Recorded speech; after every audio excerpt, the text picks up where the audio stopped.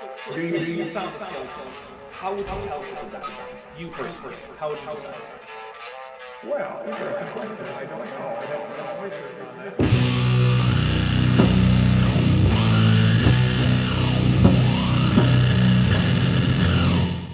Hey there YouTube, the Dapper Dinosaur here. It's been a while since I focused on some paleontology, so I figured that taking a look at a talk by ICR's Brian Thomas might be a way to fix that. Brian Thomas is a PhD paleobiochemist. This means that if he misrepresents the science of paleontology, he doesn't really have an excuse as far as I'm concerned. He's going to be talking to us about paleoanthropology today. This talk is called Adam, Not Apes, so buckle up for some ad hominid arguments. Well, here he is. So our task and topic for today is to deal with these pesky ape men. And right off the bat, the data shouldn't be pesky. You'll notice that it's not actual scientists that groan about new finds expanding our knowledge. They get excited, and even more excited by new mysteries. Creationists, though, see data not as an opportunity to learn, but primarily as an obstacle to overcome. So we're going to look at some of these interesting fossils. You know, I'm something of a fossil myself. So my story about these fossils, in a nutshell, is something like this. I don't really care about Tom's personal conversion story. Basically, he read Henry Moore's stuff in the 90s and became a creationist. Turns out that he was excited to confirm the Bible, which means that was something he was biased towards. Apparently, he then didn't know what to do with various hominins.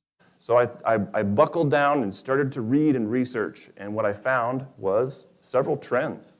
Who wants to bet that the trends he found aren't actually trends recognized by workers in paleoanthropology, but only by creationist pseudoscientists who want to find ways around the data?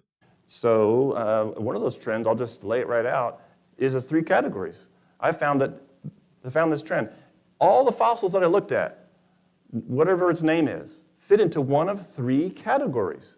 And none of those categories turned out to be evolutionary ancestor, or even evolutionarily friendly. I can feel the contested bones just oozing out of him at this point. It's my creationism sense. It's like Spidey sense, except it tells me what creationist nonsense is coming next. They all turned out to be friendly to the Genesis position. Well, when you start out being willing to misrepresent data that you can't ignore and ignore data that you can, all because of a dogmatic conclusion that you're not allowed to deviate from, then you'll never find data that's really unfriendly.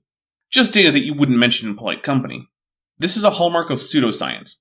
It doesn't matter how much alleged Bigfoot fur turns out to be bear fur, or how much Bigfoot scat turns out to be dung from a well-known animal, or how many environmental DNA studies fail to turn up any unknown ape. For the true believer, there's never evidence that could possibly diminish the faith in Bigfoot. Creationists aren't any different. They just have another unevidenced conclusion that they won't abandon. And so we're going to look at just a few examples that illustrate these three categories. Who's ready to learn my cute little three categories today? Me. Okay, yay, half of us. The other half, come on, get ready. This is an important deal because if we came from apes.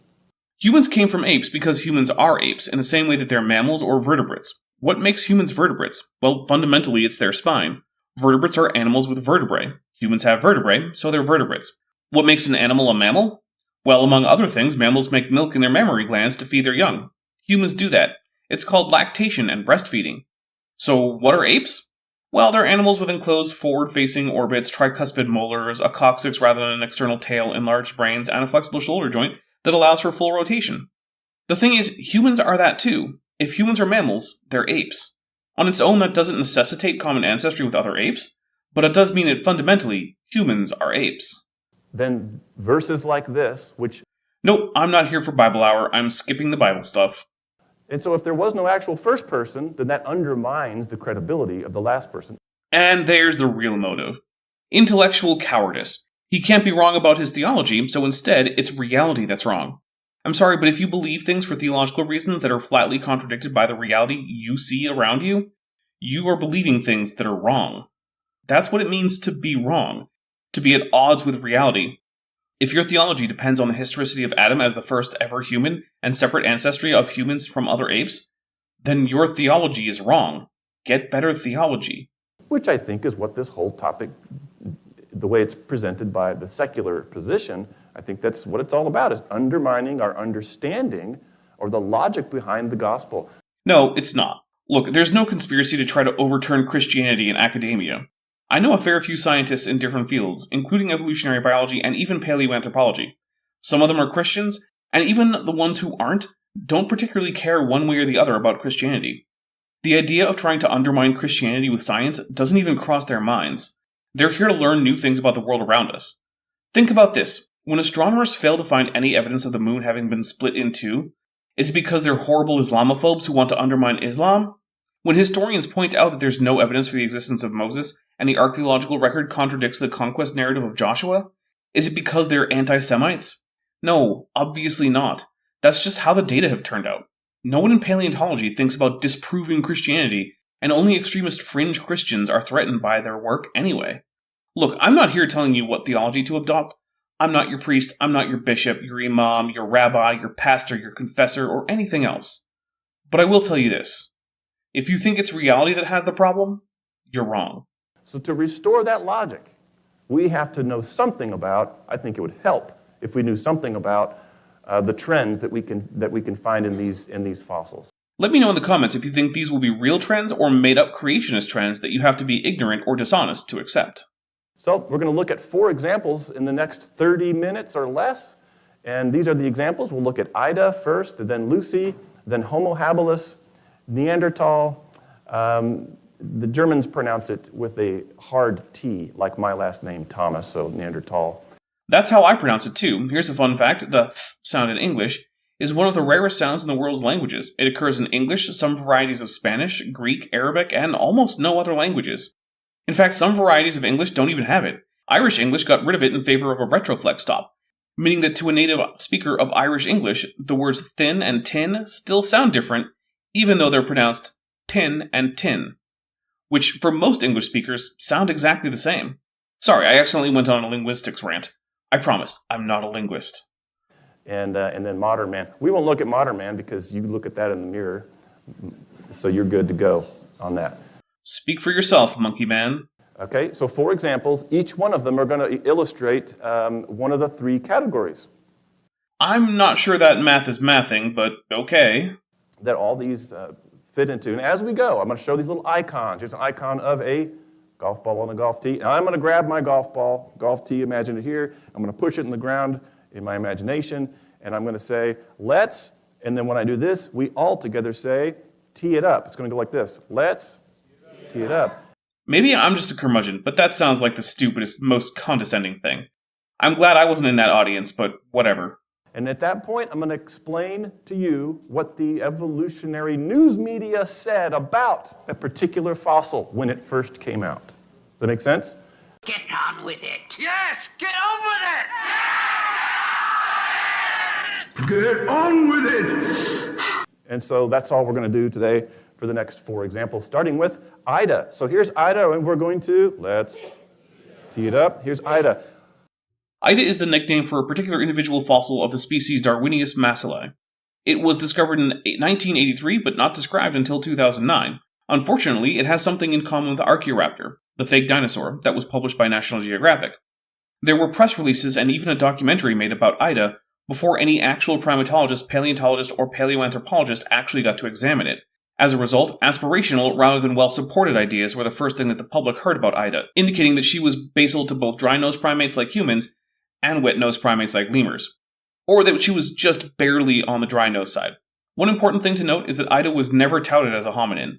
That is, an ape more closely related to humans than to chimpanzees.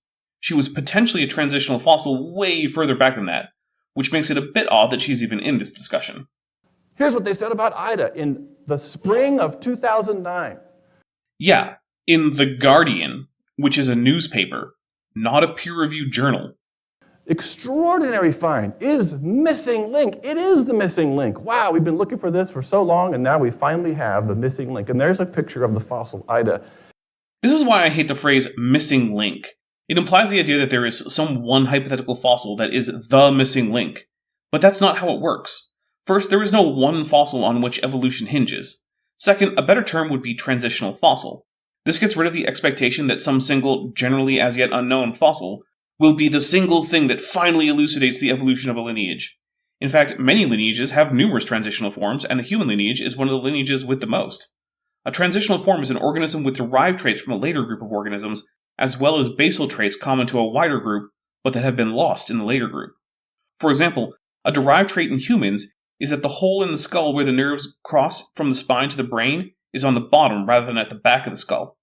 A basal trait common in apes, but absent in humans, is a divergent big toe that can oppose the other toes.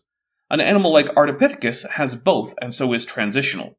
It doesn't matter if Ardipithecus is directly ancestral to humans, just that she's closer to humans than other apes, and that she have the mix of basal and derived traits that define a transitional species. This little creature is going to show us our connection with all the rest of the mammals, said Sir David Attenborough, who speaks with a British accent. And how could he possibly be wrong? I'd argue that while his statement is exaggerated and perhaps hyperbolic, that he's not entirely wrong. Ida is a very basal primate, and no matter where in the primate family tree she falls, she is a basal member of the group that is more derived than the earliest North American primates, but less derived than our earliest anthropoids or lemurs, making her a transitional form representative of a particular stage in primate evolution. She's an invaluable find despite the overblown statements in the media that were made about her. If you want to be invaluable to me, like Ida is to primate paleontology, why not consider joining my Patreon? It's linked in the description, and you can get, for just $1 a month, access to videos like this up to 6 months early, as well as access to my supporter-only Discord server. You can get a 15% discount for pledging annually, and there are higher-priced tiers with more perks if that's your thing. The guy who stands to gain fame, funding, and fortune, Huram, he's the one who found it. No, he's not. The full quote is, "This will be the one pictured in the textbooks for the next 100 years, said Dr. Jorn Huram, the paleontologist from Oslo University's Natural History Museum who assembled the scientific team to study the fossil." That's the end of the same sentence Thomas is reading. Did he not even read the PopSci article he's referencing? It's actually not clear who first discovered Ida, but she was sold to a private collector, which is why there was a gap of some 26 years between her discovery and the publication that first described her in 2009. That being said, Huram certainly did stand to gain by pushing the importance of Darwinius, and he did so in ways I find inappropriate. And is promoting it, and put it together for a National Geographic special television episode before it was even peer-reviewed by the scientists. Now, that part is true, and that's entirely inappropriate. The guys who pretended to have discovered cold fusion did that too, as did the man behind the Archaeoraptor debacle. Never trust PopSci reporting about a new find if the actual paper or papers on the find haven't been published. Even then, you might want to wait until people beyond the authors and reviewers have had a chance to look at it. But I want to drive something home. Misconduct by some scientists does not invalidate the work of scientists in that field broadly. For one thing, if that were the way we were supposed to judge people, I have to say that Christianity would not come out well, especially given how many horrible things various Christian leaders have done. As an example, look at the late Cardinal Bernard Law, who was forcibly retired after it came out that he had knowingly been shuffling priests that were, shall we say for the sake of my monetization, doing bad things with human larvae. Also, in a weird twist, I met him a couple times before the scandal broke, and we even had a reasonably lengthy conversation. Maybe Brian wouldn't count that because he thinks Catholics aren't Christians. Well, in the last few years, similar abuse scandals have been breaking about the Southern Baptist Convention. What about known archaeological frauds in Christianity? Like that time a guy managed to convince a bunch of Christian organizations that he'd found the teriyaki-flavored Ark of Noah. Or basically anything Ron Wyatt has ever pretended to find, like when he pretended that coral and modern shipwrecks in the Red Sea were actually Pharaoh's chariots from Exodus. Or when he pretended to find the Ark of the Covenant under the Garden Tomb, a place that some Protestants pretend is the tomb of Jesus, even though that's chronologically and geographically impossible. By the way, while there's no evidence that the Church of the Holy Sepulchre, which is maintained jointly by the Catholic Church, the Oriental Orthodox Church, and the Eastern Orthodox Church, is where the tomb of Jesus is, it's at least a possible location for it, unlike the Garden Tomb. Do things like abuse scandals and fraudulent archaeology mean that Christianity is false? I wouldn't say so. I don't think those things are determinative on that question. Similarly, misconduct by scientists is bad, and it should be punished where found, but it doesn't matter at all to the actual validity of the science going on that isn't fraudulent. He said this will be the one pictured in the textbook for the next 100 years. He's probably right, at least in primatology textbooks, and maybe in vertebrate paleontology textbooks. By the way, it's not in the textbooks today. Oh? Has he actually checked? It's not like Darwinius suddenly stopped existing after it turned out it was probably not a Hathlorhine, but rather a Strepsirrhine, which, spoilers, is what he's building to. Now, I'm not going to hunt down every biology, primatology, or anthropology text from 2009 to present to find out, but I'll note that at least LibreText has it in their Intro to Biological Anthropology course. The animal is discussed in the anthropology textbook Primate Adaptation and Evolution, 3rd edition. Thanks to Jackson Wheat for checking that one for me. Also, it's mentioned in A Companion to Biological Anthropology in a chapter titled Primate Origins by Mary T. Silcox and Sergey Lopez Torres. Special thanks to Gutsa Gibbon for checking that for me. In that text, it says, the most complete specimen of a fossil primate known also pertains to an adapoid, Darwinius massillae, from the Eocene, approximately 47 million years ago, Lagerstätten deposits of Messel, Germany. Among the extraordinary discoveries possible from the Darwinius skeleton is the first evidence of stomach contents for a fossil primate, Franzen and Wild 2003, consisting of fruit and leaves. Interestingly, no evidence of insects remains were found, even though they were a common element of Messel stomach contents. The Darwinius skeleton, aka Ida, pertained to a subadult of perhaps just over 1 year, Lopez Torres et al. 2015, that is assumed to be female based on the lack of an osbaculum, Franzen et al. 2009. Adaptively, Darwinius is inferred to have been a nocturnal arboreal quadruped without particular specializations for leaping, Franzen et al. 2009. Interpretation of the Darwinius skeleton has brought debates about the role of adapoids in the larger picture of primate evolution into sharp relief. So yeah, it's in textbooks. And there's a good reason for that. Is there a good reason for why Brian Thomas would say something that is so easily shown to be not true? I can't think of one, but I can think of some bad reasons. As we'll look at. So, cooler heads looked at the same fossil, Ida. And there are the legs, peculiar looking legs in this creature. And it turns out that they match peculiar looking legs in a creature that you can go see in the Dallas Zoo right now. I'll bet they don't. I'll bet he says that they look like lemur legs. Any guesses on that creature? It leaps. It's a lemur. Oh, it's a lemur. Hey, remember that time just a few seconds ago when I was reading from a textbook, and the textbook pointed out specifically that Darwinius didn't have any adaptations to leaping? Yeah, that's because Darwinius is specifically not a lemur. It also lacks a grooming claw and a tooth comb, two other key aspects of lemur anatomy that is shared by all extant lemurs, but not by Ida, meaning that while she's not a human ancestor, she is still absolutely a transitional form from basal adapomorph primates to later lemurs. You know what? It's a dead lemur, so it's no missing link. No, it's not. That's just a lie. That's not the position of any primatologist looking at Darwinius. It's a basal strepsirrhine, and Strepsirini is the group of wet-nosed primates. Today, that group includes lorises, lemurs, and galagos. But Darwinius is none of these, and it's basal to them, making it a transitional fossil. The mistake was in thinking it was on the dry-nosed side of the primate family tree, the haplorhini, which is the side to which humans belong. Darwinius lacks the diagnostic traits of lemurs, lorises, and galagos. And here's the thing. Either Thomas has read the literature and knows this, and is lying, or he has not and is presenting himself as if he has, and is lying.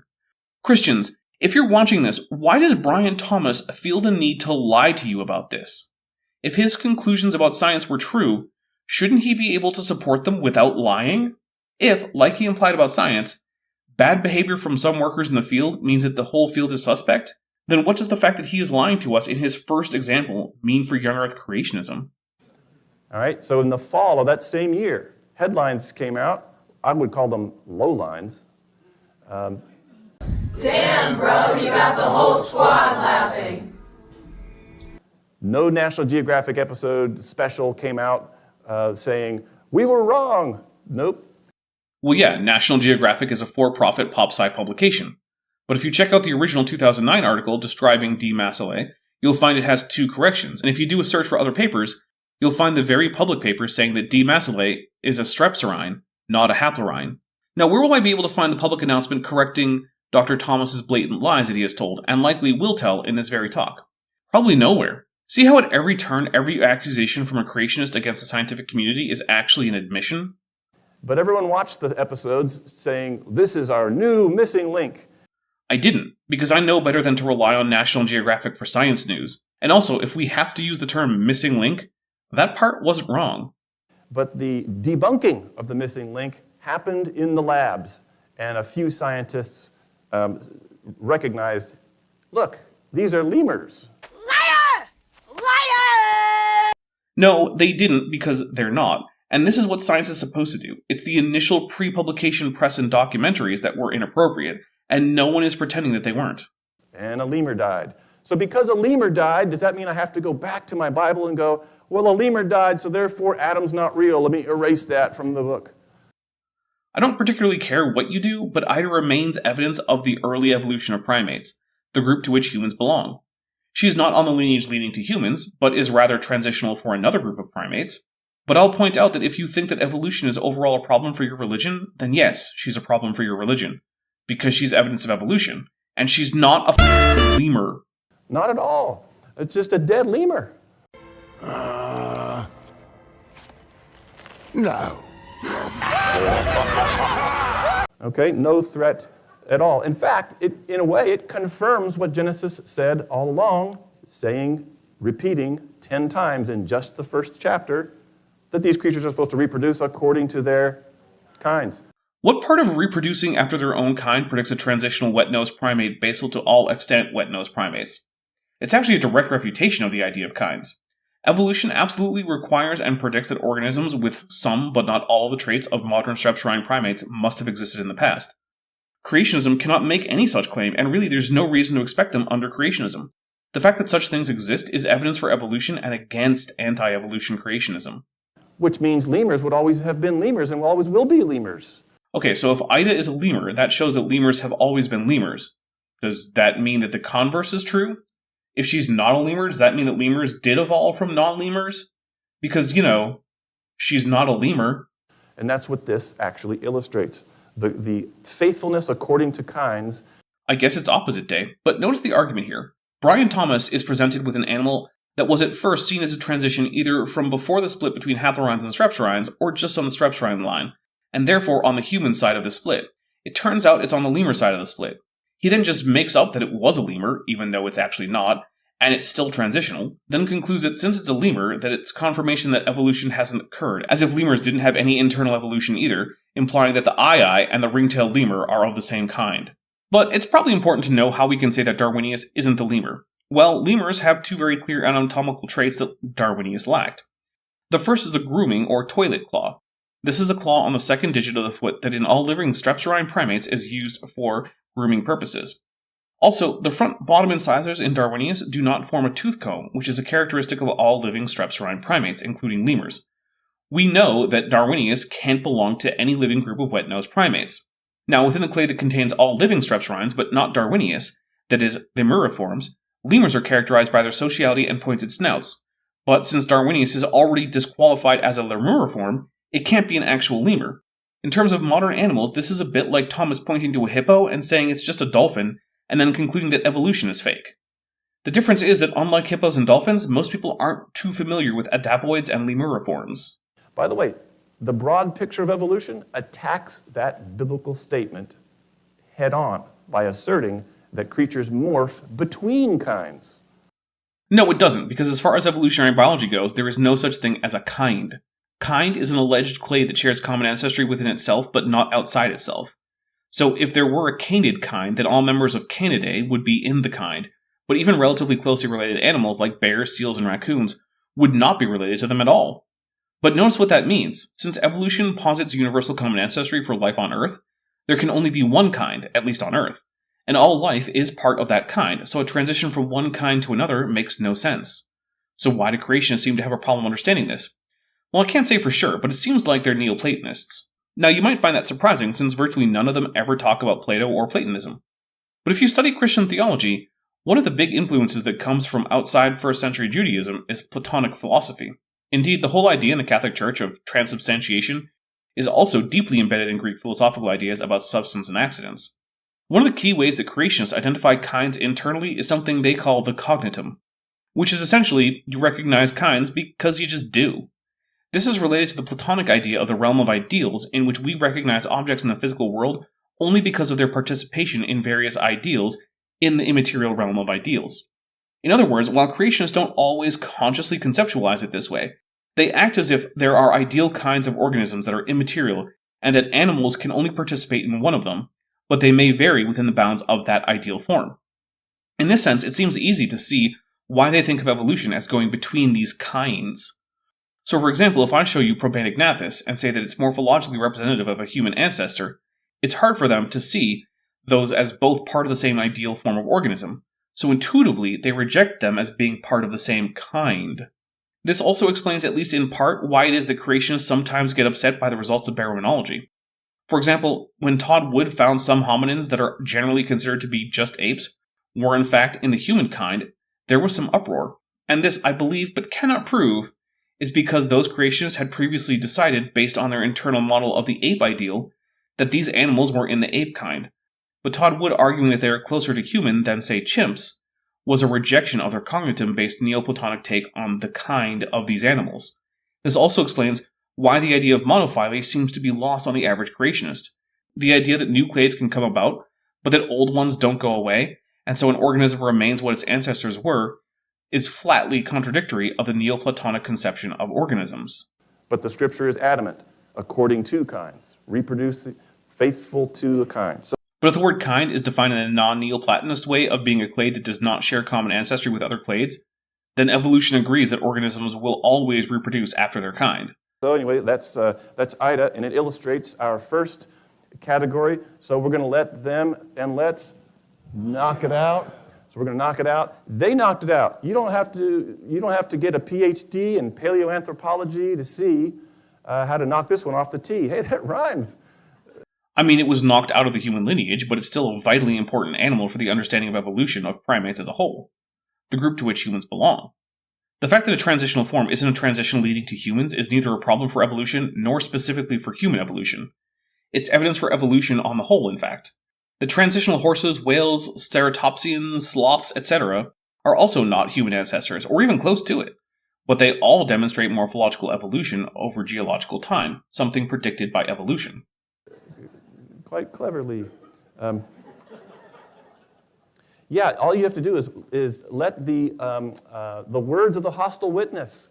So here's the guy Huram. He stands to gain fame, funding, and fortune, but his colleagues are actually his enemies, and they want the glory for themselves. They want funding for themselves, and so there's a little bit of personal rivalry going on here. And they're saying it's just a dead lemur, and he's saying, again, no one is saying that because it's definitely not a lemur.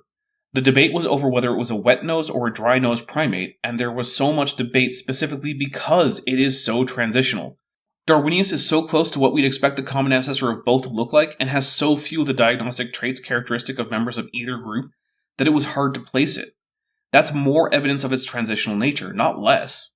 And sure, it turns out it was closer to the modern lemurs than to modern monkeys, humans included, but that's still astounding confirmation of previous ideas about the evolution of primates.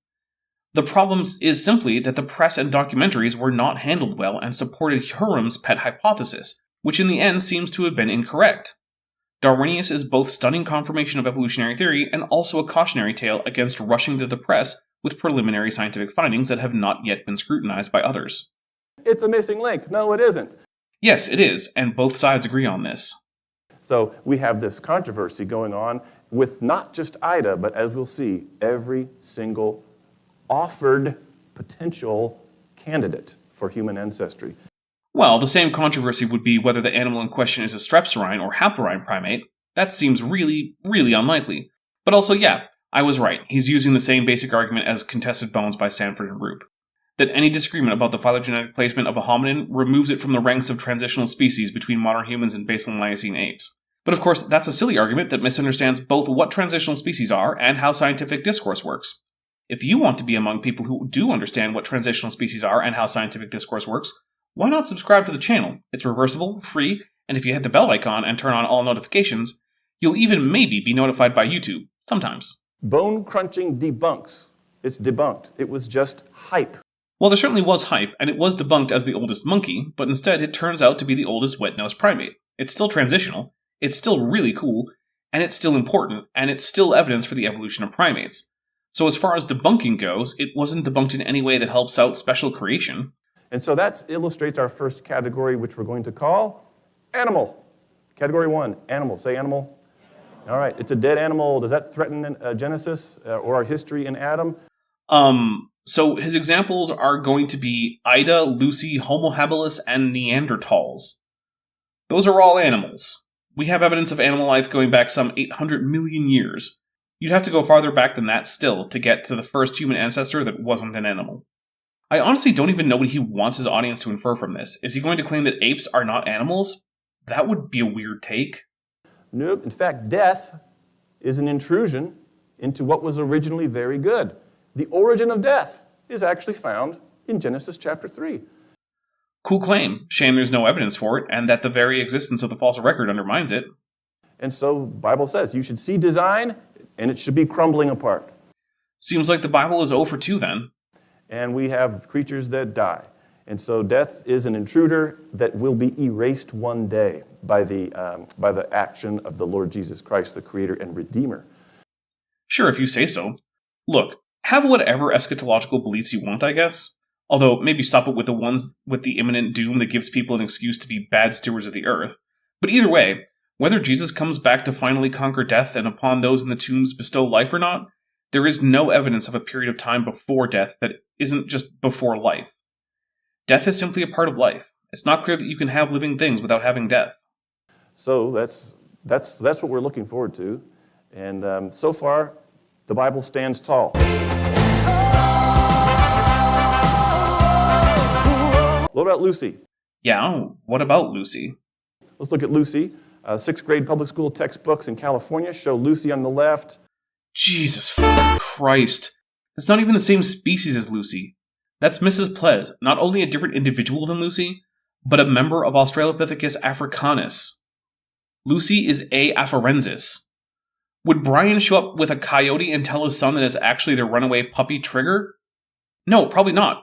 Because he's probably not dumb enough in real life to think that any random member of a different species is the same as a specific member of a different species. We're off to a great start with our first official ad hominid argument. Homo habilis in the middle, and Homo sapiens on the right. 2 for 3. He's doing better than the Bible so far. It goes from sort of small to medium to large, and it goes from really slopey forehead to kind of slopey forehead to kind of straight up and down forehead. So Homo habilis did have a higher cranial vault than any Australopithecus species, but it's not really visible in this image. For those of you who are interested, this is the skull of an H. habilis individual commonly known as Twiggy, and who is more properly, but more boringly known as OH24. It is the oldest fossil skull from the Olduvai Gorge and the second most complete, although the more complete skull, OH5, or Nutcracker Man, is Paranthropus boisei, not H. habilis. Perhaps some of the reason that the cranial vaulting is hard to see is that Twiggy's skull was crushed mostly flat, and that cannot be fully fixed in restorations like the one shown on screen. And so students are supposed to look at this and get the impression that evolution has happened. We came from apes, starting with Australopithecus, if you want to say that. I've already said it, but humans don't just come from apes. You are apes. Just like humans are mammals, vertebrates, and animals, they're apes. But I've already talked about this, so I'll just move on. One thing, though, is that Australopithecus is just an early genus of hominin, and it's far from the first. Ardipithecus and Sahelanthropus are 2 earlier hominin genera.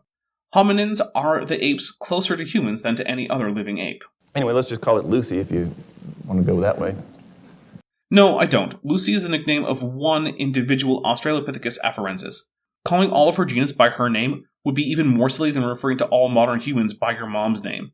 It just breeds confusion, and it also allows creationists to pretend that we only know as much about any Australopithecus as we can learn from just the single individual Lucy, which is very wrong, and that's what I call an ad hominid argument. Here's what they said in 1974 when it was published in National Geographic. Lucy was not described in National Geographic, because that's not a peer-reviewed technical journal. Lucy was described in 1982 in the paper Morphology of the Pliocene Partial Hominid Skeleton AL288-1 from the Hadar Formation, Ethiopia, by Donald C. Johansen et al. In the American Journal of Biological Anthropology. Lucy had a lumbar curve, and that's significant because modern apes, like gorillas and chimpanzees, they don't have the S-shaped back that humans have. They have a C-shaped back. That's true. So they don't have the lumbar or the lower back curve. They just have a straight back.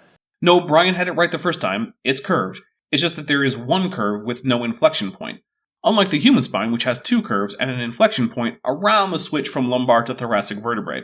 This is called lumbar lordosis, and it helps the weight of the human torso be more easily carried by just the 2 hind limbs while maintaining balance. By the way, that gives them stability and rigidity from which they can do what in the trees? swing from tree branches. While all apes, including humans, can brachiate as a result of their extremely flexible shoulder joints and relatively high grip strength, only the hylobatids and the orangutans are really habitual brachiators. Gorillas, chimps, and humans, all of whom are more closely related to each other than to any other apes, are far more terrestrial, and chimpanzees frequently clamber along branches rather than brachiating. The simple C-curved spine has as much to do with quadrupedal locomotion as with brachiation. Okay, human-like pelvis is what was claimed, and then human-like knee and human-like foot. The human-like pelvis specifically refers to the angle of the sacral arches or iliac crests, which allow for a prodigious and rear-facing gluteus maximus, which in humans is the main retractor muscle for the femur, and is a big part of the stride strength and length, and the muscle additionally is one of the most important muscles in adjusting balance dynamically, allowing humans to walk around without falling over all the time, because of the inherent instability of a bipedal gait. With the knee, the specific adaptation is that the knee was valgus. That also has to do with balance. When walking, a biped's balance from side to side is best served by having the center of balance as close to the midline as possible. This keeps the center of mass from going too far to one side or another, balancing the animal, and it also minimizes the amount of energy needed to correct for swaying or loss of balance. The problem is, though, that for the sake of strength, a wide set of hips is generally better, and so there needs to be a way to pull the widely set femurs projecting from the hip sockets together so that the center of balance can come towards the midline. This is accomplished by having a femur which is angled laterally. But for efficiency and balance, you want the knee to articulate primarily up and down, not side to side. So the tibia and the fibula need to be more or less vertical. This combination of constraints forces the angle of the top of the knee joint on the part of the femur, that is the condyle, to be at a distinct angle from the femoral shaft. This means that if you set the femur of a human on a table with the condyle flat on the table, you'll see it has a very noticeable angle to the femoral shaft. But if you do the same with a chimp femur, the femur will be much less angled and closer to vertical. Lucy herself was not found with a foot, but the combination of the Laetoli prints, which are from the right time and the right size to be Australopithecus footprints, as well as from actual fossil feet from other Australopithecus individuals, such as the aptly named Littlefoot, we know that Australopithecus had feet with inline big toes like humans, but they were arched a bit differently, and in that way, were actually somewhat intermediate between chimpanzee feet and modern human feet. So man, this thing is like partly ape, partly human. It must be the missing link. Well, it's entirely ape because humans are apes, in the same way that they're mammals or vertebrates. You can't simply escape your ancestry. You are what your ancestors were. As for being half human, I'm not sure I'd put a number on it, but Australopithecus has many of the apomorphies that we only find in modern humans, including those that Thomas already mentioned, but also others like reduced canine size and the ventral foramen magnum. At the same time, it retains certain plesiomorphic or basal or primitive traits that we associate with the ancestral condition for apes, such as a low and sloping forehead, prominent brow ridges, the lack of a chin, etc. What this means is that since a transitional form is a form that mixes the apomorphies of a later taxon with the plesiomorphic traits common to a wider group to which the organism belongs, but which are no longer present in the later group, Australopithecus is a transitional form. Okay, so to look at the anatomy differences between humans and apes, these scientists recently put together a structure, and they mapped different body parts when chimps walk, and they put the same markers to make digital maps on chimps and humans. Which is super cool, by the way. And what they found is, see there's some differences when we walk as opposed to when chimps walk. Well, yeah, because chimps and humans aren't the same species. Humans are obligate bipeds, and chimps are facultative bipeds. That means that generally, human beings have to walk bipedally, and if they can't, it's considered a pathology. Chimps, though, can walk bipedally if they want, but they typically don't. Interestingly, chimps are more likely to walk bipedally if they are trying to carry a lot of stuff, which allows them to carry things in both arms, much like a human. And the chimp walks with a stiff back, and actually it's okay, so here's a human, and so there's your pelvis, is this pelvic girdle down here, your shoulder girdle is above, but we have an S-shaped back, and we have a flexible lower spine. Yeah, we've already been over this. Is there a point coming? So that when we take a left foot forward, for example, our right shoulder comes forward. And it's kind of like loading up a spring with every step. Load, release, load, release. And so that's why humans can run marathons and no animal can. Humans are indeed exceptional distance runners, but then again, horses and camels are also capable of running, but not sprinting, for extended periods too. Also, humans are animals, so even if humans were the only persistence runners out there, it still wouldn't be true that no animals can run a marathon. If he means marathon literally, as in the actual distance of a real marathon, then I honestly don't know nor care if any animals besides humans can keep up a running gait that long. One thing that I do care about that won't help anyone run for a longer time is my channel memberships. You can join with the join button right below this video, and you can get access to special channel emojis, early access to my scripted videos like this one, and even more perks at higher tiers. In contrast, chimpanzees, look at this. When they walk, left leg forward, left shoulder forward, because they don't have the flexibility in their spine. So they kind of walk like this. Yep, chimps are not well adapted to bipedal locomotion. That's rather why they only do it when they have some reason to. Like to reach something high up, or to carry more than they can carry in one arm. But what's the point of this? How does this relate to Australopithecus? So now we get to look at Lucy for real. Finally. Also, I cut out a thing where he had his audience pretend to not be able to flex their backs from side to side. There was no point to it, or at least I don't see one. Okay, the claim was made that Lucy's lumbar back was S-curved and flexible, and look what's not even there. Oh no, she doesn't have any lumbar vertebrae there. But you see that bone that's medial to her left ilium? That's the sacrum. The top of the sacrum is where the lumbar vertebrae connect to the hips. You can tell from the shape of it which direction the lumbar vertebrae are going when they connect. If the top of the articular surface on the sacrum is angled dorsally, then the lumbar vertebrae curve dorsally, and so the animal can't have human-like lumbar lordosis. But if the articular surface is angled ventrally, then the animal's vertebrae also came in from that angle, and it has to have had lumbar lordosis. Australopithecus sacra have articular surfaces that require lumbar lordosis. The bones. I feel like Brian's audience could handle the term lumbar vertebrae, but okay.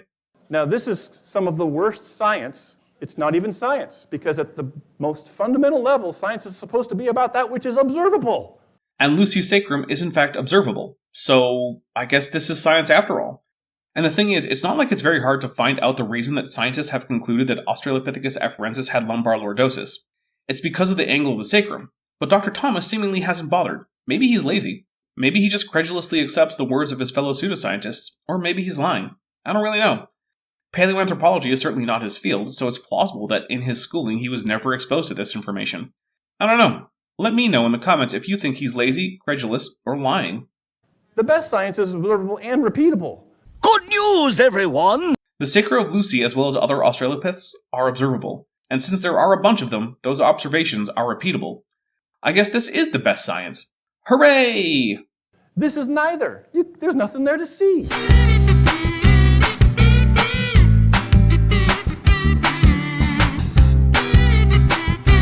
It's just storytelling in a place where there's no evidence.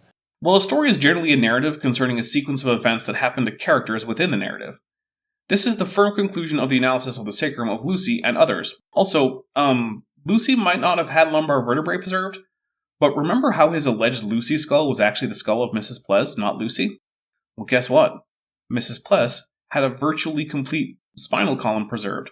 So we don't even have to rely on Lucy. Mrs. Ples has those bones that Thomas is complaining about not being extant, and she has lumbar lordosis. Does Thomas just not know that Lucy isn't the only Australopithecus skeleton we have? So not only would this objection not be valid if Lucy were our only specimen, but since she's not, this objection is also based on a faulty premise. And so, anyway, so that's the claim. The claim is based on no data. No data, except, the actual data from both Lucy and other Australopiths that show conclusively that the members of the genus had lumbar lordosis, and so had spines with flexibility and stability more like that of Homo sapiens than that of, say, Pan troglodytes, the common chimpanzee. Okay, so the knee is a human-like knee. Well, I wonder why. To facilitate upright bipedal locomotion. Same reason the spine has lumbar lordosis. Found 200 feet deeper and hundreds of feet further away from the rest of the skeletal elements that were all assembled together into this original Lucy. So that's a lie, but I don't know if it's Brian Thomas's lie. The knee he's talking about is AL129-1, which is a left knee of an Australopithecus afarensis found before Lucy by Donald Johansen in November of 1973. The next year, Lucy was found some 2.5 kilometers away. Lucy doesn't have a full knee on either side, rather having a proximal side of her left knee and the distal side of her right knee. All the bones in AL129-1 are from the same side and are not included in the picture of Lucy he's showing us. However, the morphology of the knee is consistent with the distal end of Lucy's left femur and the proximal end of her right tibia, so the knee is a match even though it's from a different individual. Okay, what about the inner ear? I guess that's it about the knee then. Seems like there was more to it, but sure, let's move on. So apes, this is pretty cool. This may be worth the price of admission. I highly doubt that, unless the price is a very, very large negative number. Okay, so for humans, we have a big hole in the bottom of our head So, not the inner ear then. that integrates with our spine. Okay, it's called the foramen magnum, which is Latin for big hole. That's true. It's in the bottom. Okay, but for apes, the hole's in the back. Other apes. And so what that means is their inner ear, their organ of balance, is oriented like this, whereas in us, it's oriented like this. For apes, the hole's in the back. Why? Because their natural and their most efficient mode of locomotion on the ground is knuckle walking, so it's like they're on all fours. And so if their head was structured like ours, they'd be looking at the ground all day and wouldn't be able to see where they're going. So God designed them to where their head is oriented this way according to their spine so that they can always walk like this without having to crane their neck up. Other than the attribution of a teleological explanation, yes. The reason has to do with habitual posture. So that when we stand, we feel like we're naturally oriented when we're upright, not like apes. Anyway, Lucy had the ape inner ear. Did she now?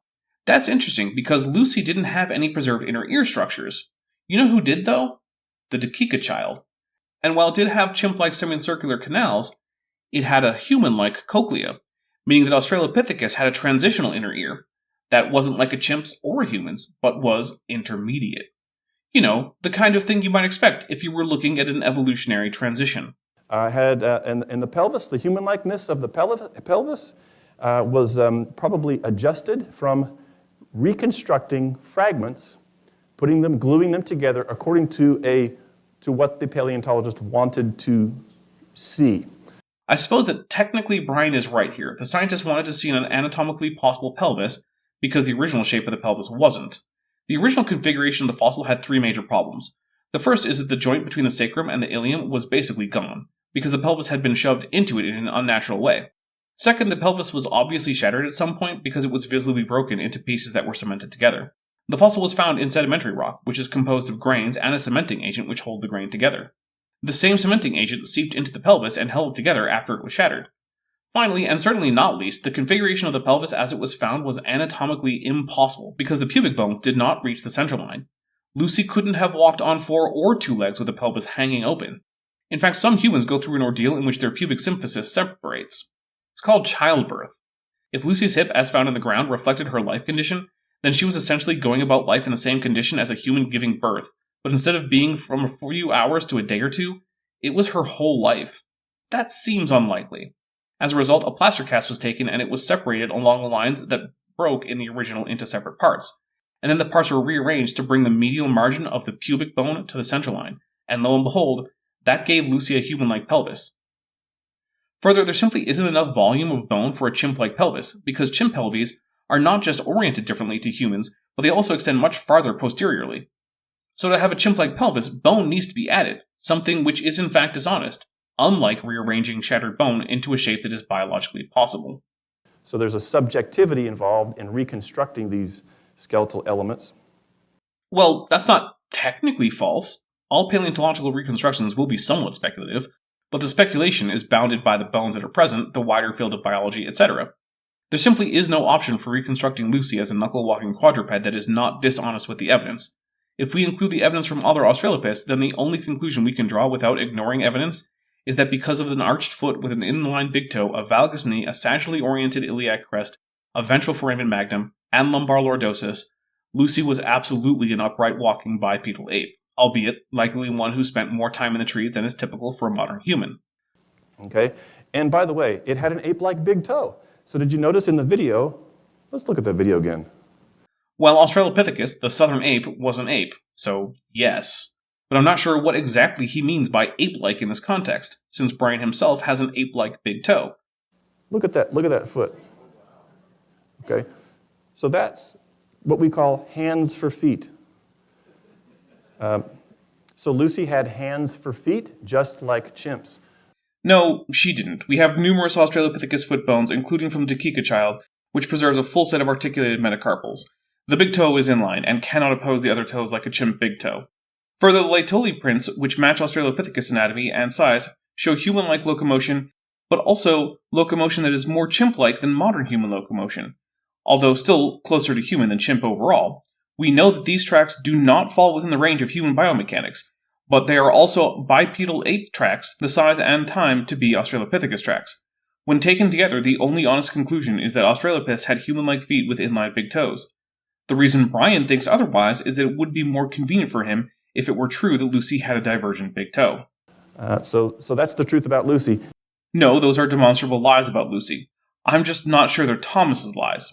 I know that they're lies when John Sanford says them, but I suspect Brian is just a mouthpiece for Sanford and his little buddy Roop's ideas. So some colleagues of ours put together an anatomically accurate to the bones model of a Lucy. Well, no, because they had to change where the foramen magnum is. They had to produce bone out of thin air for the pelvis, change the shape of the femur, change the shape of the foot, and change the proportions of the arms and legs. That's what you'd call inaccurate if you're being nice, or dishonest as f*** if you're being blunt. And put it on display in the museum in Kentucky there. The museum is specifically the Creation Museum run by Answers in Genesis, who, in addition to being a bag of copyright-abusing dicks, are also notoriously dishonest with their evidence. This is just another example of that, although I will admit that the technical aspects of the holographic display are pretty awesome, and real museums should take notes. And so here we go. All you do is cover it with hair, and it just looks like an extinct ape. It is an extinct ape. Lucy, like humans, is as much an ape as it is possible to be. They are no less apes than chimpanzees, gorillas, or gibbons. And it was. In fact, you don't have to take my word for it because I'm biased, because I believe the Bible.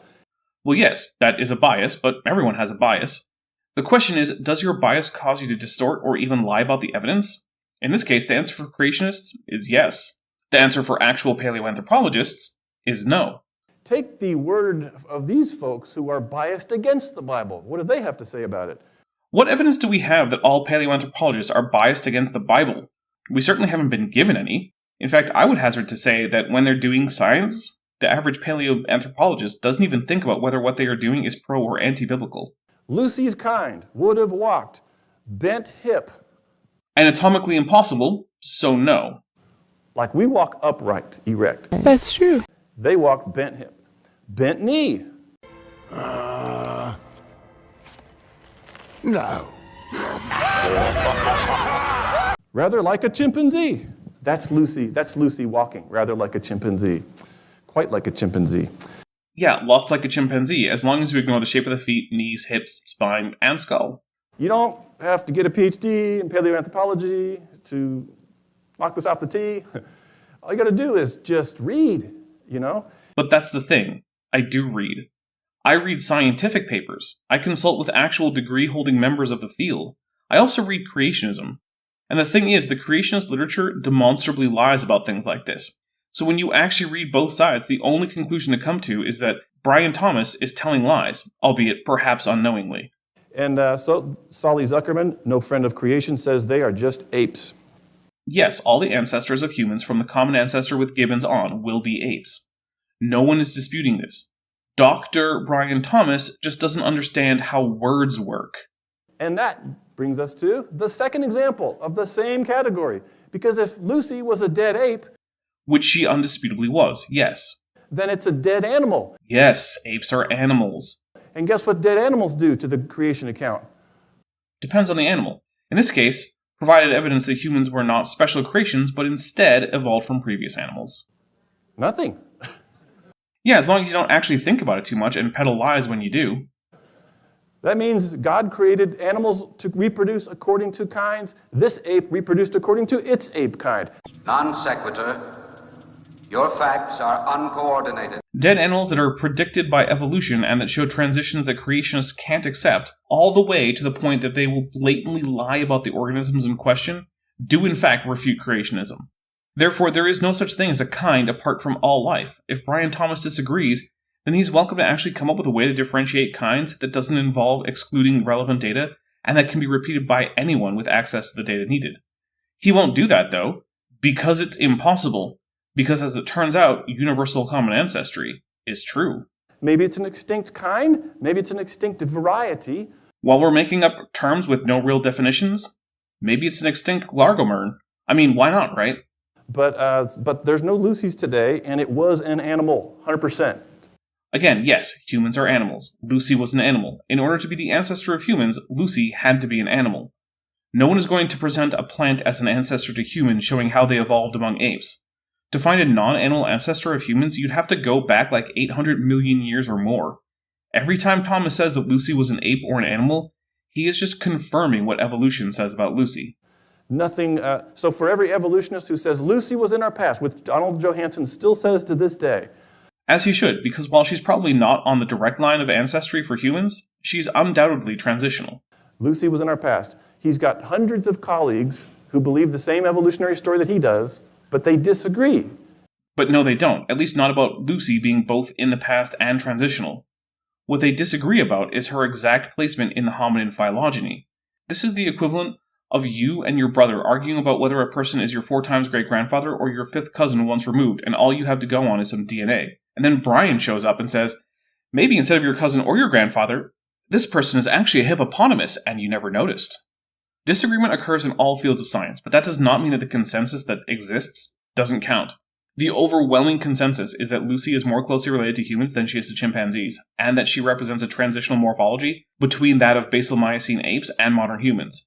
Whether or not her species is directly ancestral to humans doesn't change that.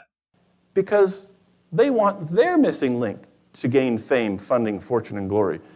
Yep, scientists are humans, so they are motivated by the same kinds of things that motivate humans normally: wealth, prestige, sex, etc.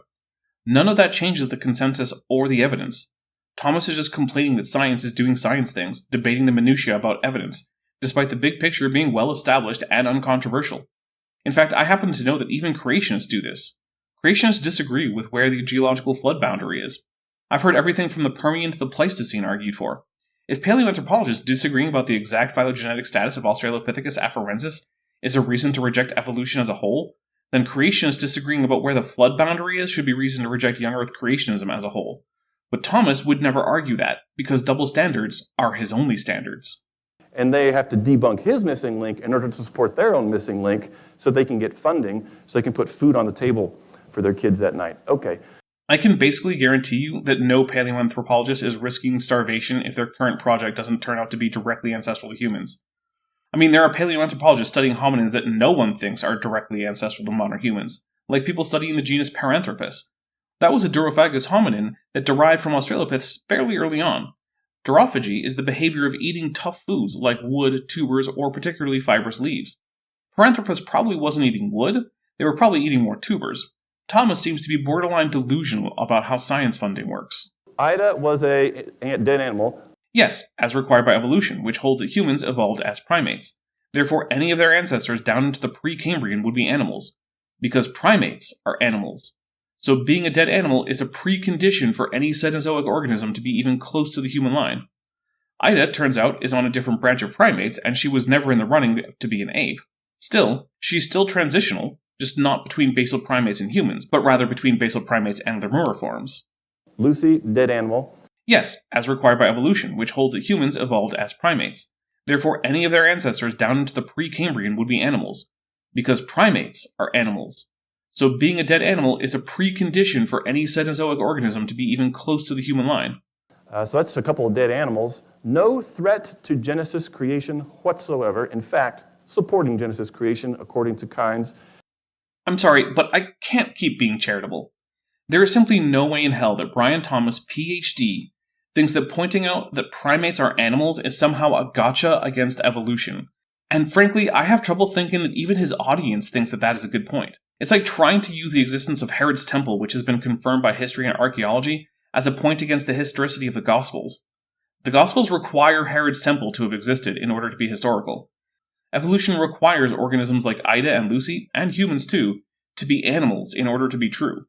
If we found out that secretly Lucy was a very strange fungus, that would absolutely be a huge problem for evolution, because her being an animal is mandatory if evolution is going to be true, even in a broad sense.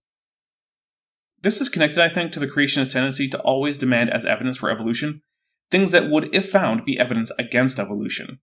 I think it is also a variation on the theme of flat earthers always getting the predictions of the globe wrong, failing to observe their incorrect predictions, then declaring that they've falsified the globe.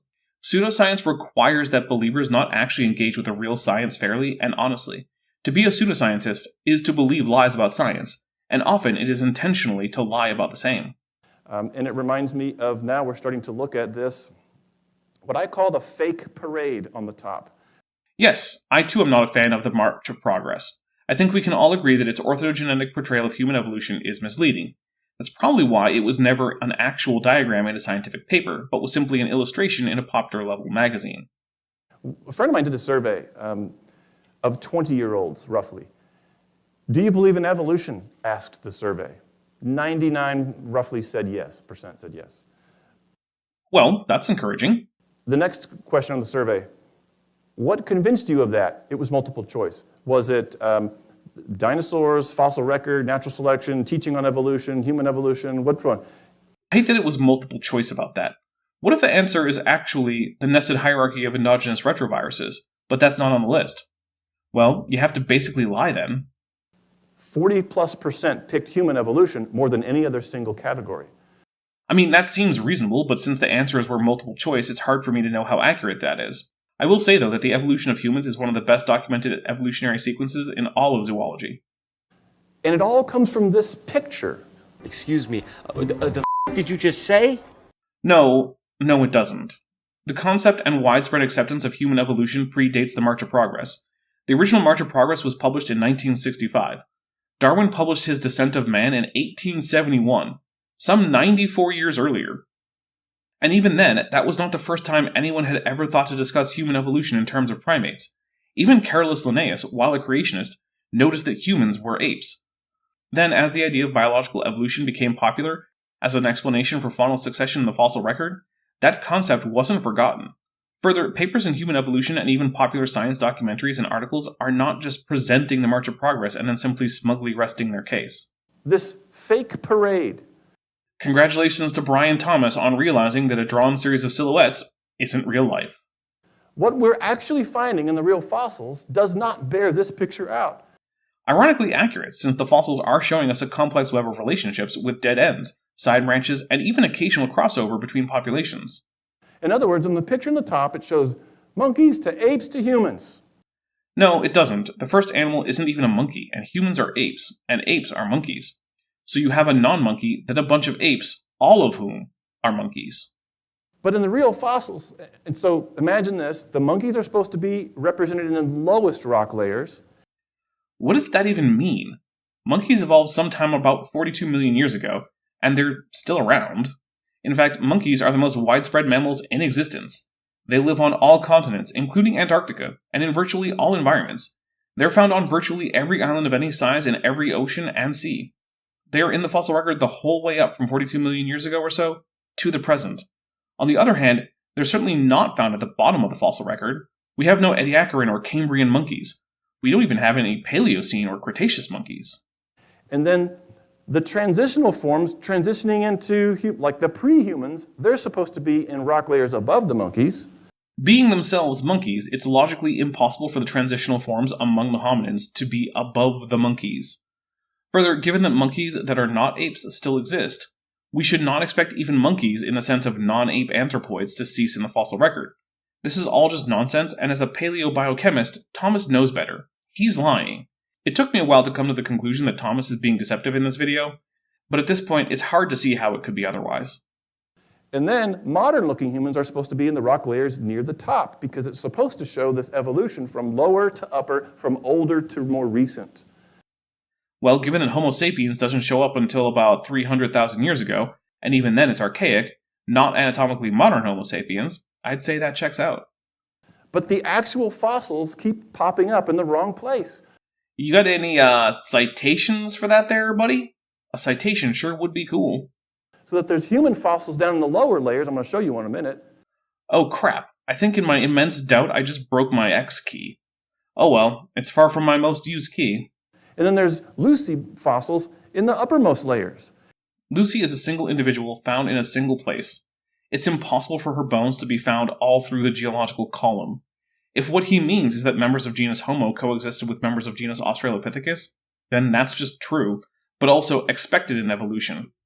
Multiple members of the same group typically coexist. Look at the coexistence of wolves, jackals, dholes, and African wild dogs. That's 3 genera there. And there are extinct members too.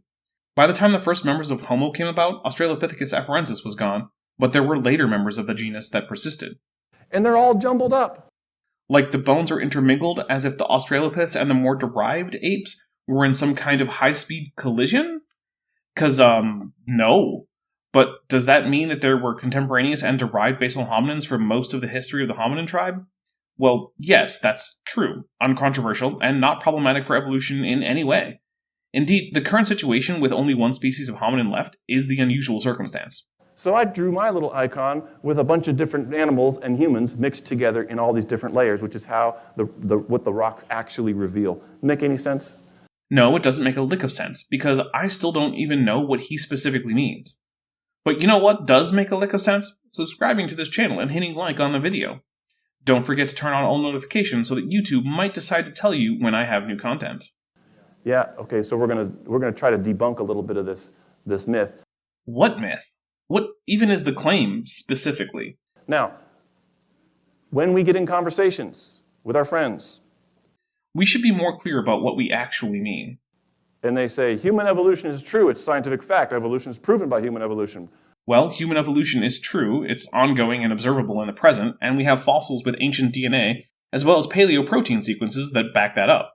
Even with only the DNA from extant organisms, we would have more than enough to demonstrate human evolution.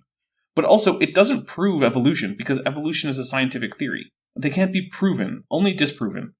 What evolution is extremely well evidenced, and the evidence surrounding human evolution from things like the hominin fossil record, the DNA record of modern humans, Neanderthals, Denisovans, and modern members of genus Pan all confirm it. It might be the thing that convinces people of evolution, but that's not the same as proving evolution from some philosophical or mathematical standpoint.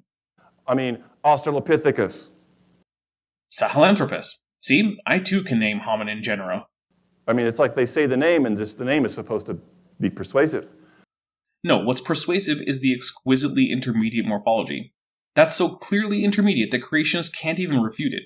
Instead, they have to simply lie about the morphology, because if they accepted the morphology as it actually is, it would be too obvious that there is an intermediate form as evolution would predict, and that it's hard to understand Australopithecus and the other hominins outside the context of human evolution. Really, I want you to think about it. If creationists didn't themselves recognize how transitional the actual reported morphology of Australopithecus is, why would they lie about it? They don't typically lie about the morphology of most extinct taxa.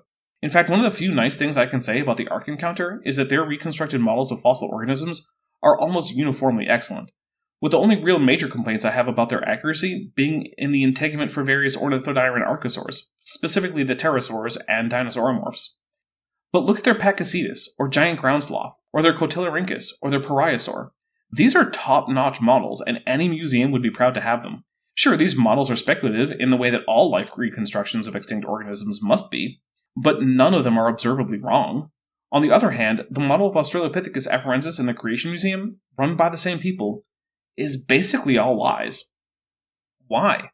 What possible reason could there be besides that the people running the museum know that if they presented the animal accurately, it would indeed support human evolution? So how do we react? Do we say, well, I went to a creationist seminar, and as soon as you say that, they just tuned you out? Yeah, that's probably true, but whose fault is that? It's not the Friends of Creationists' fault that creationists are routinely shown to be wrong about very basic science, and are about as trustworthy as the average flat earther. I mean, when you're wrong about most things by a factor of 5 or 7 orders of magnitude, you don't tend to cultivate a reputation for being a serious person who should be listened to. Okay, so what you have to do is ask them what they believe and why they believe it. Surprisingly sound advice. So when they say, science has proven human evolution, what question can we ask? I'd ask what makes them say that. I mean, I actually just wouldn't be in the conversation, because it's a bit silly. But if I were to engage in this conversation as a denier of science, like Thomas, that's what I'd ask. What science? It's a great question. Yeah, and that is basically what I said my response would be, although in different words. Of course, the answer I would expect would include paleontology, genetics, morphology, etc. What evidence was it? Teach me, I want to learn. Except that Brian Thomas obviously doesn't want to learn. If he actually wanted to learn, he'd actually do so. The anatomy and physiology of Australopiths isn't a secret that's hidden away. Instead, though, he just chose to perpetuate lies that only a modicum of research would have corrected.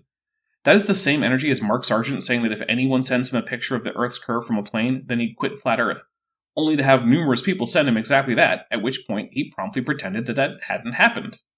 And in the process of them trying to teach you, they will end up teaching themselves like I did. There's not much science to this at all. What you just said is one of the most insanely idiotic things I have ever heard. At no point in your rambling, incoherent response were you even close to anything that could be considered a rational thought. Everyone in this room is now dumber for having listened to it. I award you no points, and may God have mercy on your soul. I'm just going to point you to the existence of the whole branch of science called paleoanthropology, and mention that you probably couldn't read everything published in that field in a single human lifetime. Now granted, maybe your random friend who just accepts science because that's what normal people do, might not be able to fully justify that particular part of science. But then again, your friend probably isn't an evolutionary biologist or a paleoanthropologist or anything. Indeed, I know numerous people who had more or less that conversation, but then came away leaving young Earth creationism. A good portion of my audience is in that boat. It's just storytelling, but they have to come to that conclusion for themselves, so it's up to us to lead them by asking them good questions. Anyway, that was free. Free advice. You know what? I think it's actually pretty good advice. As long as both sides decide to do as much research as they can, including research into what their opponents think. I did that. My regular co-host Bent Hoven did that. Gutsick Gibbon did that. Another of my regular co-hosts, Vishanti, did that. And you know what happened to us? We ditched young Earth creationism. Now, that's not to say that we all ditched Christianity. Some did, some didn't. And for those who didn't, creationism wasn't the final straw on that one. But yes, have a real in-depth discussion about evolution. Go read papers. Give each other feedback on claims. That's the kind of discussion I love to have. And I have every bit of confidence that you'll both reach a reliable and scientifically grounded conclusion, provided you're both willing to actually be intellectually honest and open to changing your mind to agree with whatever the evidence indicates. But spoiler, the evidence overwhelmingly supports evolution. That's why it's a theory and not just an idea from a long time ago. Look at these creepy eyeballs. I have no idea what's supposed to be creepy about them. They're fairly ordinary ape eyes, the kind you might see on many apes.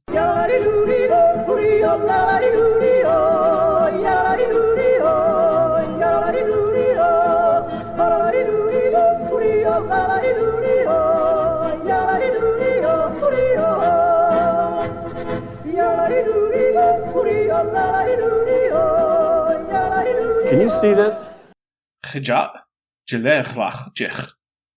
I took this picture of a model of Lucy, very different from the model that we saw in the Kentucky Museum. Yes, it is different. This one, while speculative, is not lying about the anatomy of Lucy. It has her knees, hips, feet, and skull correct, unlike the Creation Museum display. Full of hair, covered with hair. This Lucy has human eyes. No, she doesn't. Those are not characteristically human in any way that say these gorilla eyes aren't. Now, I'll grant you they're more typical of human eyes than of the eyes of other apes, but they're still well within the range of variability of the eyes of hominids. That is, the family of great apes to which humans, chimps, gorillas, and orangutans belong. Human spine, you could say walking upright.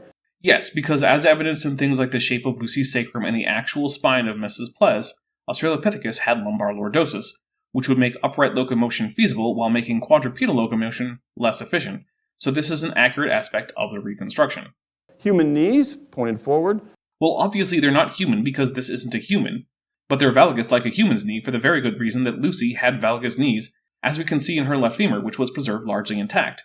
But we also have many other knees, both partial and full, from other Australopiths, all of which are valgus, like the knee of a human, meaning that they all walked upright, since that's why knees are valgus in the first place. And then it even shows, off camera, I've got other pictures that show perfectly human feet. Well, the feet of Australopithecus were not identical to human feet. As we can see in both the body fossils of Australopithecus that preserve significant foot material, like the Dakika child, but also in Australopithecus tracks like the Laetoli footprints that Australopithecus had very human-like feet. So again, this is the proper way to reconstruct them. It's possible they're a bit too human in this model. I don't know, I'm not an expert on hominin feet. My thing is dinosaur feet. But sure, maybe they're too human, but they're far closer to being life accurate than the straight-up chimp feet we saw in the Answers in Genesis model. And it looks like a transition, certainly does. Yeah, funny how transitional Australopithecus looks when you honestly reconstruct it, isn't it? It's almost like that's why it shows up in discussions of human evolution, and creationists know that. And that's why they persistently lie about the animal. But that's wrong. That's wrong anatomy. They should give it ape-like stance. Well, that would misrepresent the knees and hips that we know not just from Lucy, but from her conspecifics. Because Lucy's hip isn't the only Australopithecus afarensis hip that we have. We've since found others that were less damaged, and what do you know? But that their hip morphology matched the reconstructed anatomy for Lucy. Not the very obvious incorrect anatomy that was the result of the taphonomy of the hip and not its life condition. Funny how Thomas doesn't bother to mention that we have other hips from Lucy's species that didn't need to be fixed after being shattered, and that they confirm the initial reconstruction, isn't it? Yeah, creationists never do. Because remember, either they tell lies about Lucy, or it's very obvious that she's the perfect transition they had asked for. And what did they say? Bent hip, bent knee, rather like a chimpanzee, with hands for feet. They don't show any of that stuff. Yes, because doing so would be demonstrably inaccurate. It wouldn't be any more ridiculous than giving Lucy angel wings. And they should show that stiff spine. Again, no, Lucy herself, as well as numerous other Australopithecus afarensis finds, have confirmed beyond any reasonable doubt that the species' spine had a human-like S-shaped spinal curve with lumbar lordosis. No matter how many times a creationist hack says otherwise, that remains the case. If creationists think they have evidence to the contrary, I encourage them to actually try publishing. Of course, they don't, so they won't. But instead they show this. But then they stick human eyes in it, and I want to ask why. As I've already mentioned, they're not actually uniquely human, but they're more typical of humans than other organisms, and yeah, it's a propagandistic touch of speculation to solidify the idea of Lucy as part of the story of human ancestry. Is it accurate? Well, all apes can have eyes like that, so it's certainly not something we can call inaccurate, and white sclerae had to become predominant at some point in the hominins, although when is not clear. So, is this a reasonable reconstruction? I would say yes, but if you wanted to do a reconstruction of Australopithecus afarensis with dark sclerae, I can't say that that's unreasonable. And by the way, this has just become so persuasive. Funny how accurate science is persuasive. I'm not sure what else you'd expect, though. Science has the advantage of being verifiable, falsifiable, and supported by actual evidence. Creationism, on the other hand, has none of those things. Is it any wonder why each year the proportion of the population who accepts Thomas's nonsense goes down? Okay, on the left, there's this artist who rebuilt a human based on a human fossil. And that's from Australia, but that's a person. The far left picture is Homo sapiens from Australia?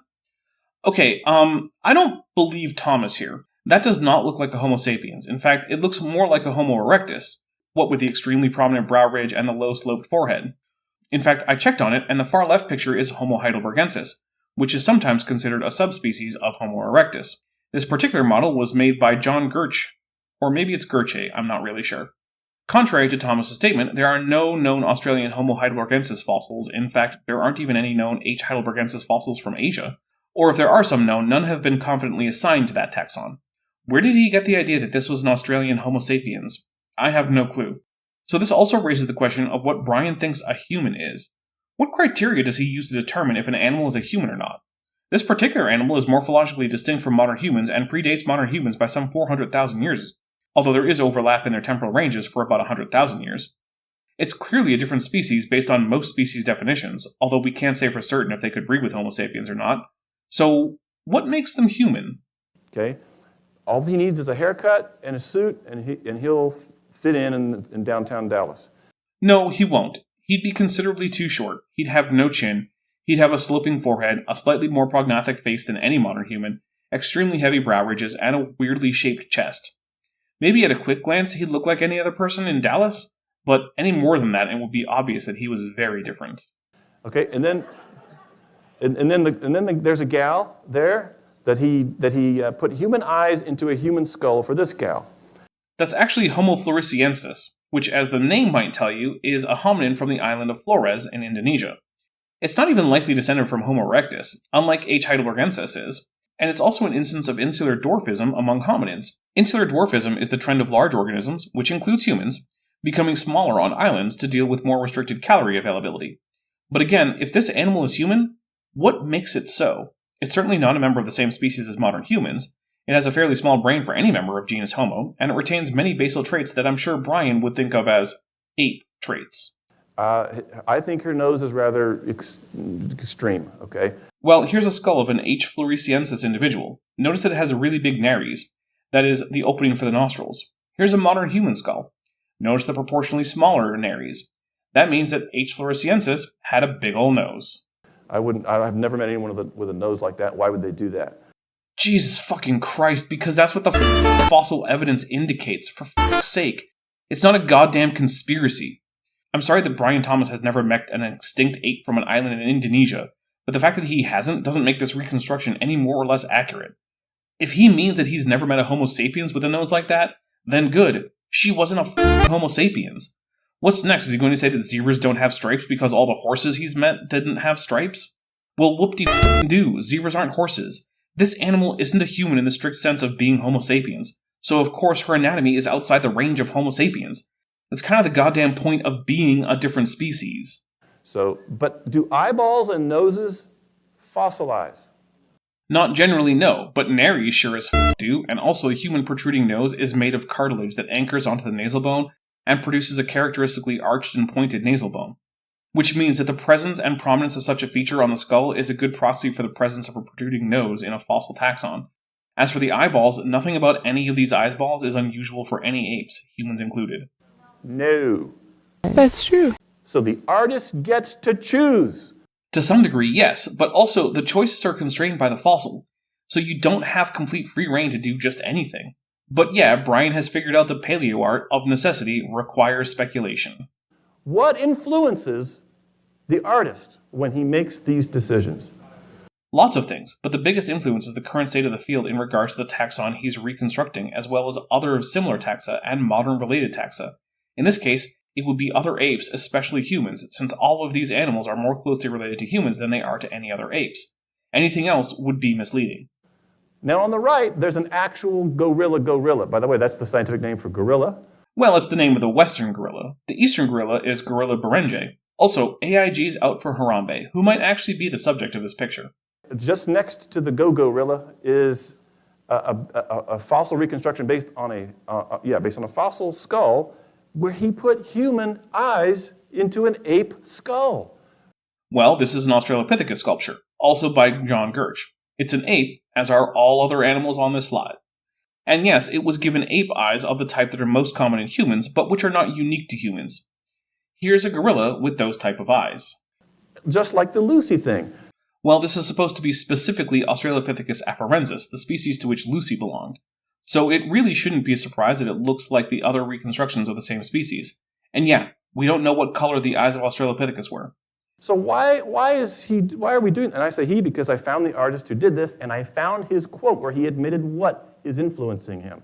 I bet it's the scientific consensus that Lucy was a hominin that was close to the ancestry of Homo sapiens. Here's what he said. I wanted to get a human soul into this ape-like face to indicate evolution. So yeah, he was influenced by the state of science. What else should a paleo artist be influenced by that should trump science? Some book from the Iron Age that a dishonest PhD wants taken literally despite all the evidence? He did not say, the data demanded that I put an ape-like face together with a human soul. I'm sorry he didn't use Brian's preferred phrasing, and conveniently this article is from a print edition of National Geographic that's not freely available from 1996, so I can't really check on the context of this quote.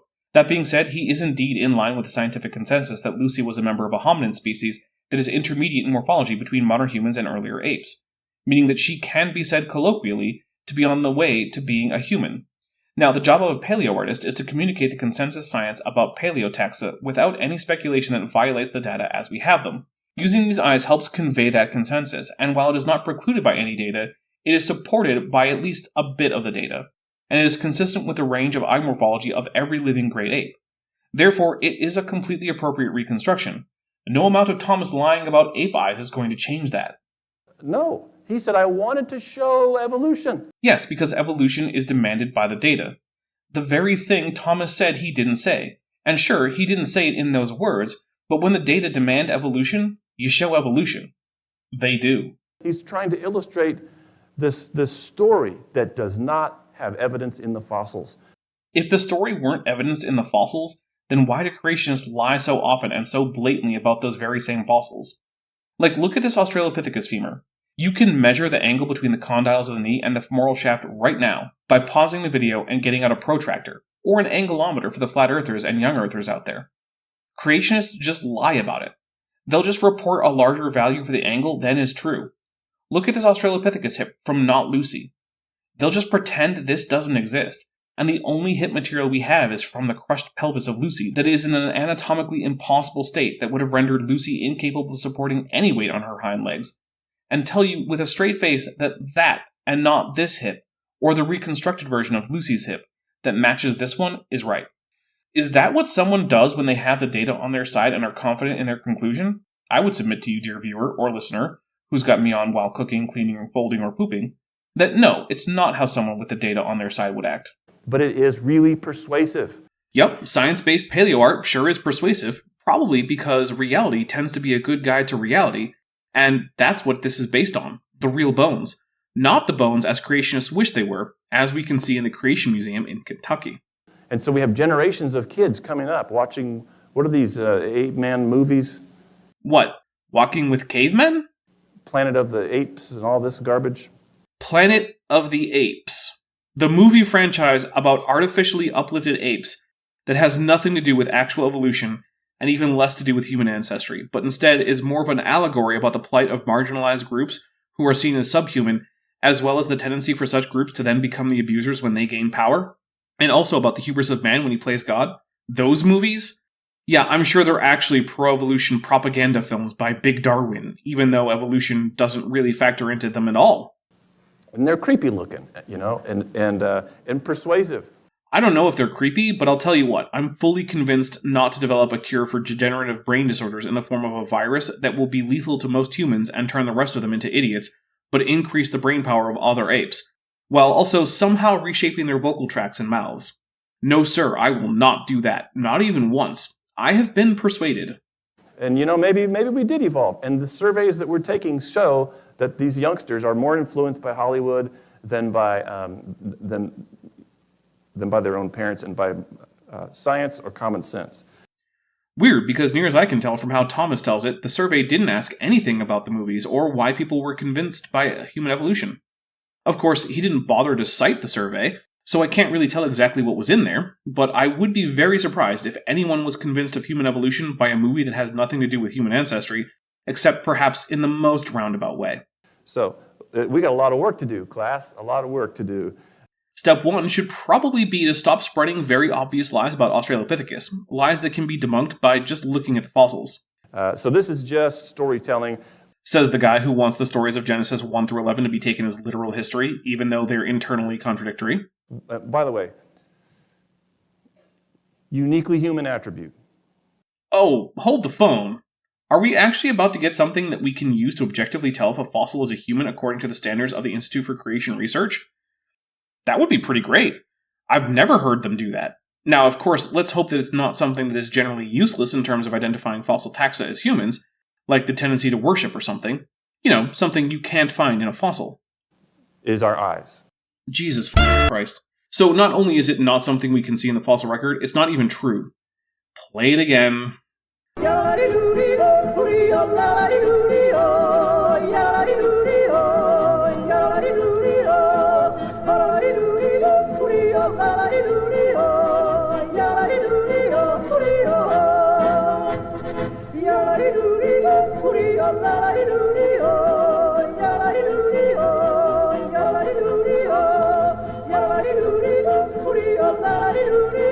We have the whites of our eyes are visible in people.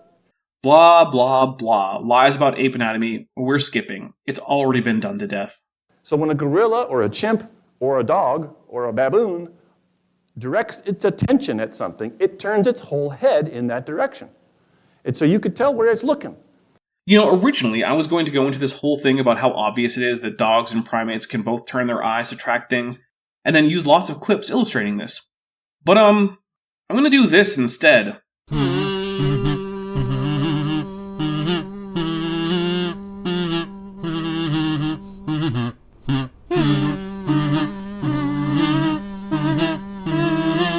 The evidence Thomas is lying is on his own slide.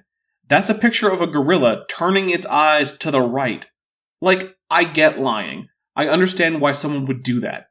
But why would you lie while putting the thing you're lying about on your own screen, showing that you're lying?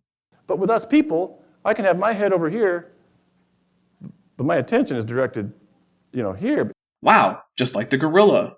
But you can tell where I'm looking because you could see what? Yeah, the whites of the eyes, which is probably why white sclerae became ubiquitous in Homo sapiens, gaze following. But the reason that's even a possibility is because ape eyes, the eyes humans have, can move in their sockets. In fact, that's how mammals on the whole stabilize their gaze, by moving their eyes.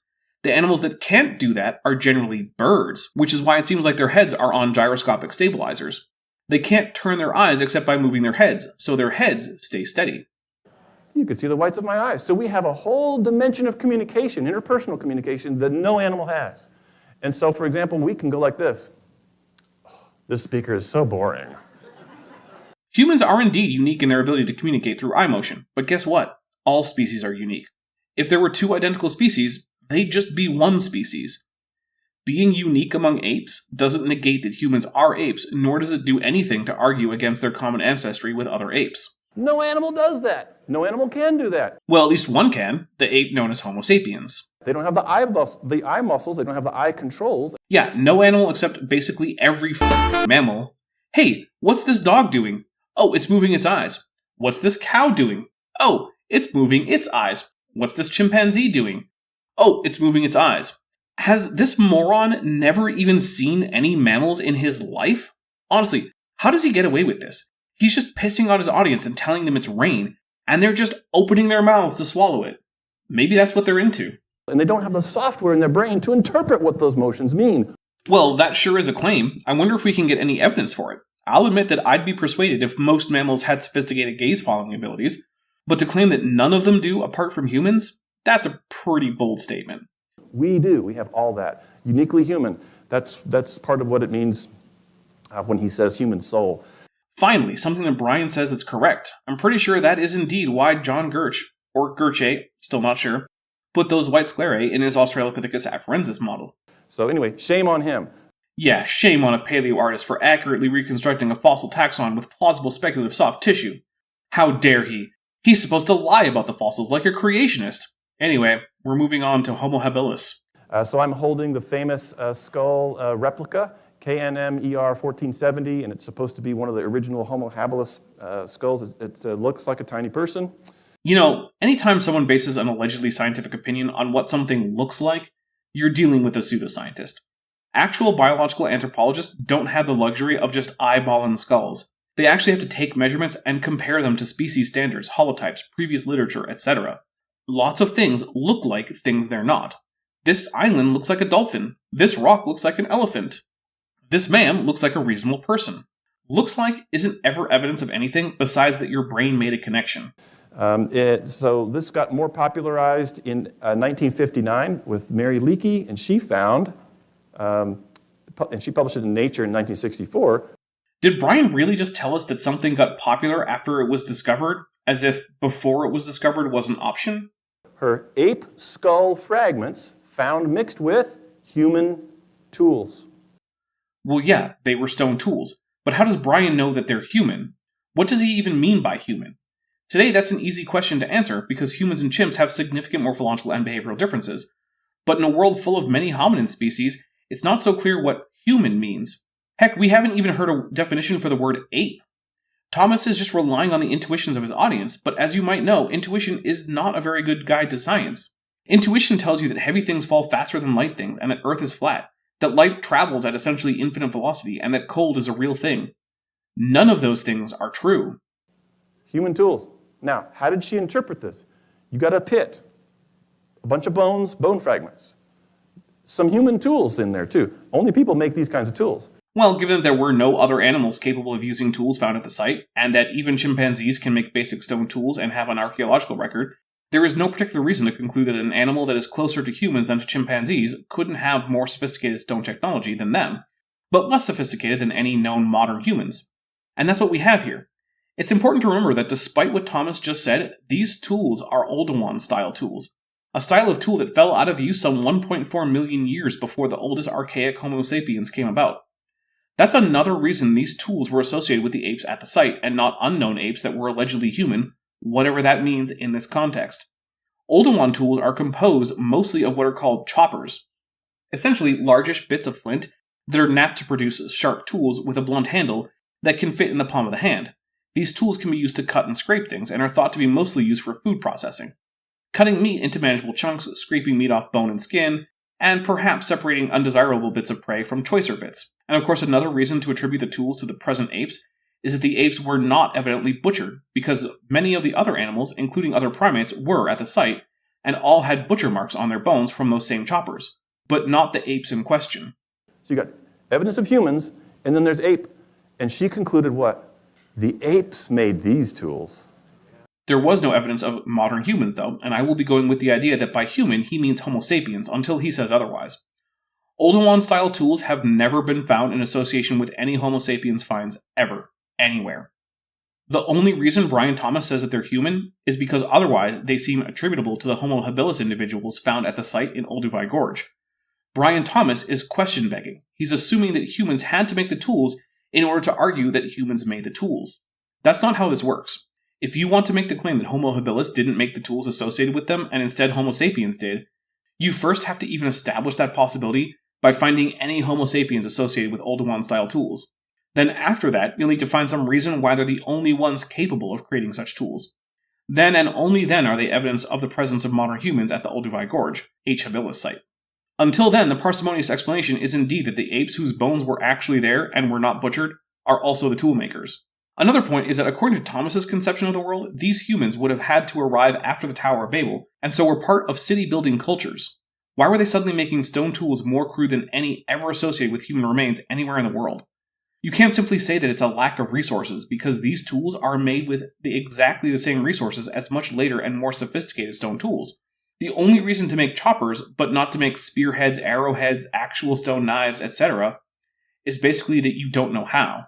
This makes sense given that Homo habilis is very unlikely to have the cognitive sophistication of later members of genus Homo, such as H. neanderthalensis or H. sapiens.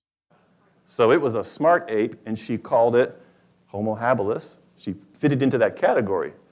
Look, the genus Homo is an arbitrary designation, as are all generic designations. There are not objective criteria that define the bounds of a genera. Each biological subfield has its own conventions, and the diversity in genus of beetles will rival that of a whole family in mammals. Unfortunately, Homo is also ill-defined. Whether something ends up in Homo is a bit of a vibe check, although obviously brain case size, a relatively small amount of sexual dimorphism compared to earlier Australopiths, and being a bit later, in time, help. If Brian is just complaining that there's no objective way to separate Australopithecus and Homo that one can apply, for certain, to tell the two apart, then he's right. Of course, the problem is that the line is arbitrary. There is a smooth gradient for all morphological features throughout the hominin fossil record, and there is no obvious transition point between Australopithecus and Homo. The transition is too smooth for that. If I present you with a low color depth gradient from blue through purple to red, you can probably pick reasonable places to say that the color has gone from one to the other.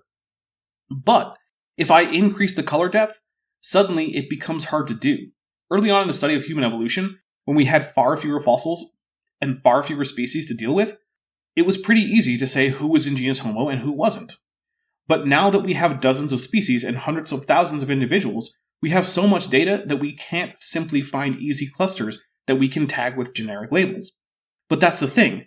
That's what evolution says should be the case. The idea of separate creation should predict that as we find more material, we don't see a smooth gradient from one form to the other. Instead, clustering should persist, increasing in its statistical significance, which is the opposite of what has happened. The very fact that there is the possibility for debate about who does or does not belong in genus Homo is itself evidence of evolution. Now, is there another way to interpret the same data? Of course, there always is, but the question is, do other alternatives have better support, and do they require things that are not in evidence? Okay, raise your hand if you've got an interpretation of the same data. Yes, sir, in the middle.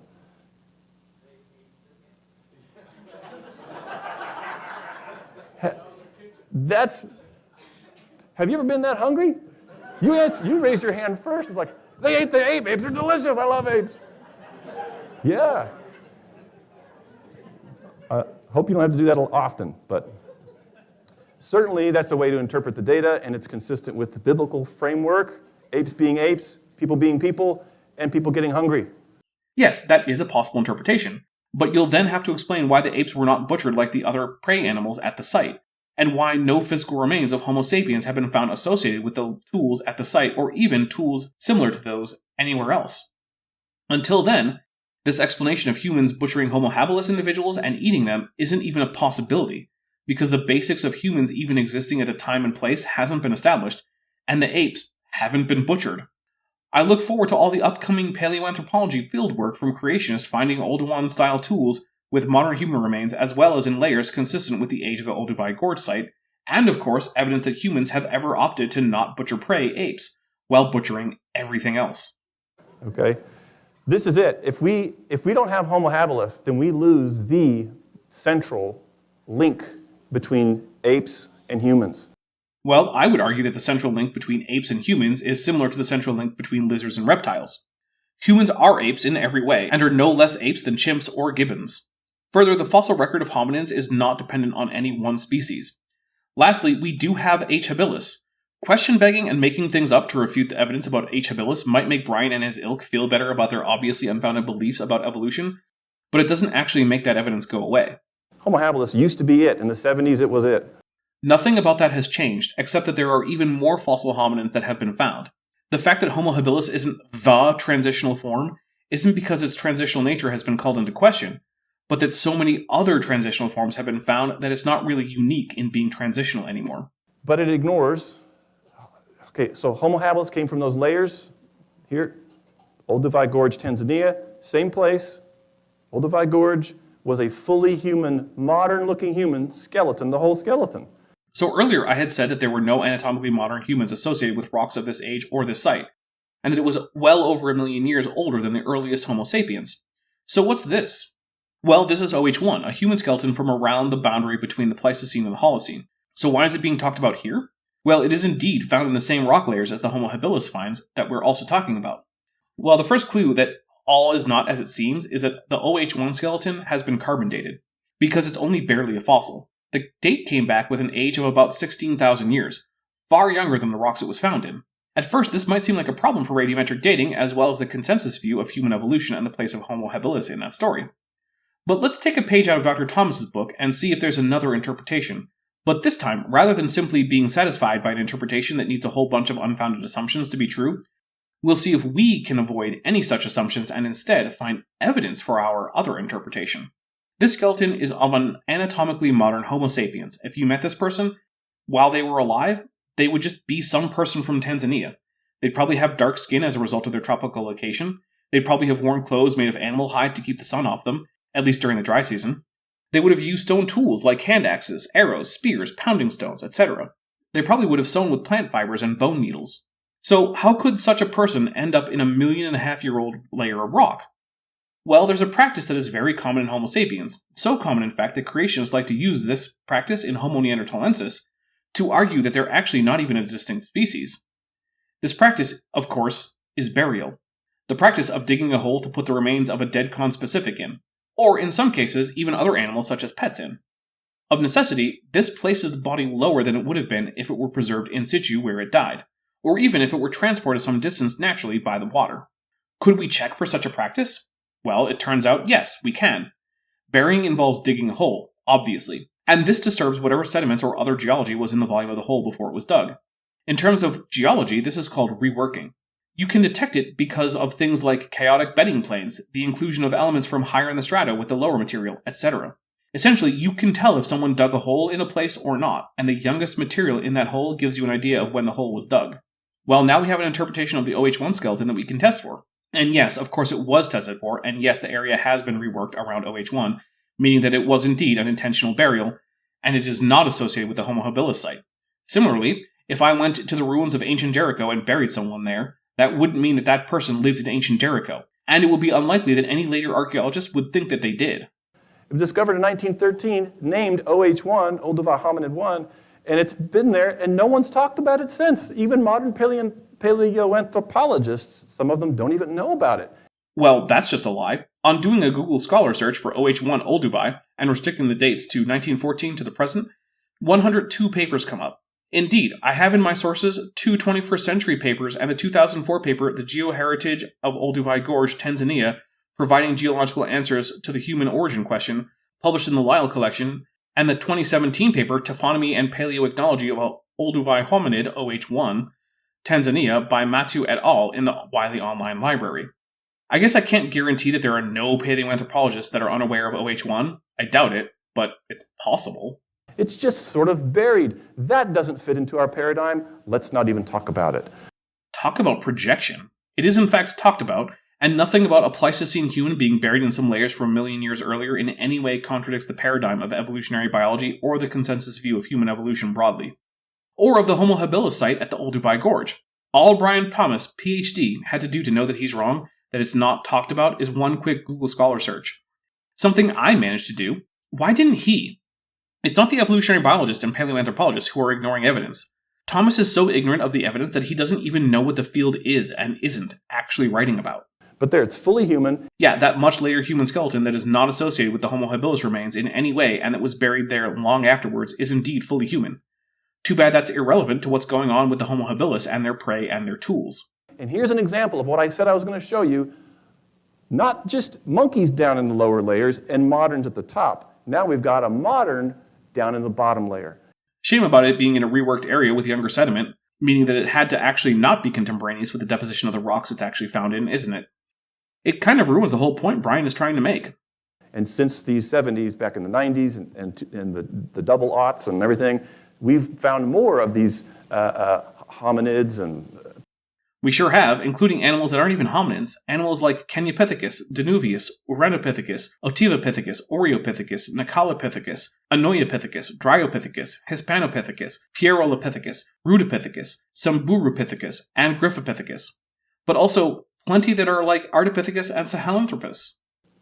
Lucy types in layers above, in same layers as traditionally thought of as just being humans. Hey, Dr. Thomas. If you ever watch this, I want to tell you this directly. I'm not talking to my regular viewers or new viewers who are here. I'm talking directly to you now. You know how the line, if humans evolved from apes, then why are there still apes, is a really bad argument against evolution because it fundamentally misunderstands how evolution works. And remember how, famously, one of the Morris dynasty actually wrote a whole article on your organization's website that's still there about how it's a really bad argument and no one should ever use it? Yeah, you remember that. Yeah, well, it doesn't suddenly become a good argument when you change it to the past tense and you swap out ape for Australopithecus. If the question is, if humans evolved from Australopithecus, then why are there Australopiths around when members of genus Homo had evolved? Then it's the same answer. Not all Australopiths evolved into members of genus Homo, and the persistence of multiple evolutionary branches is expected in evolutionary biology. Okay, now I also want you to understand that no other taxa that you could slot in there will ever make it a good objection to evolution. If seahorses evolved from fish, then why are there still fish? Is a bad argument. If birds evolved from dinosaurs, then why are there dinosaurs and birds in the same geological layers? Is the same bad argument. If whales evolved from even-toed ungulates, then how are there still cows? Is again the same bad argument. They're all the same argument. They all reveal the same basic high school level of misunderstanding of evolution, and all they do is make the people who make them look like they're ignorant. Or in the cases of PhDs, like you, it might make you look like a lying asshole. Okay, now I'll see what else you've got for me, and I'll go back to talking to my audience and not you directly. Let's let the opposition tell us what they think about Homo habilis. Oh. Okay. Robinson considers that the original Homo habilis was a conflation, not a real thing. It's just a conflation of Australopithecus, that's Lucy bits, and Homo erectus, which is a human. Yeah, almost 40 years ago, that was a contention that was made in the literature. Fun fact, that idea has been completely demolished by additional finds of Homo habilis that are so good we can even test to see if their joints fit together to see if they're composites or single organism. And they're single organisms. This conflation idea hasn't been plausible for decades. Do you think Dr. Thomas would take kindly to me digging up creationists from the past to accept species fixity? An idea he and most other creationists have long since abandoned to the point that they attempt to gaslight the rest of us into thinking that they never held it in the first place? Of course he wouldn't, but that's what he's doing here. There is no longer any dispute as to the validity of Homo habilis as a species, and really, there hasn't been since like the 1990s. However, there is still a dispute as to whether it's directly ancestral to other hominins such as Homo erectus and Homo sapiens. Whether it is or not, though, it remains transitional, because a species does not need to be on a direct ancestral line to be transitional.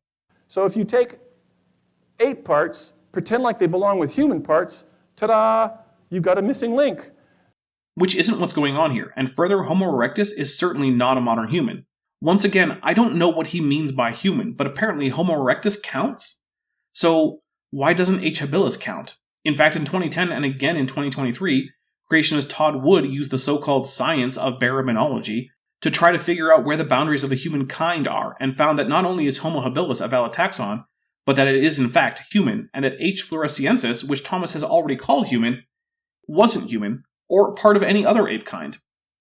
Apparently, it was a kind unto itself, which would have had to be on the ark. Heck, Todd would even put Australopithecus sediba in the human kind. If it's so clear that H. habilis is just an ape, then why is it also a composite and also a human? Why can't creationists agree on this? They clearly don't have any good way to actually say what it means to be a human in terms of anatomy. And that's what they did.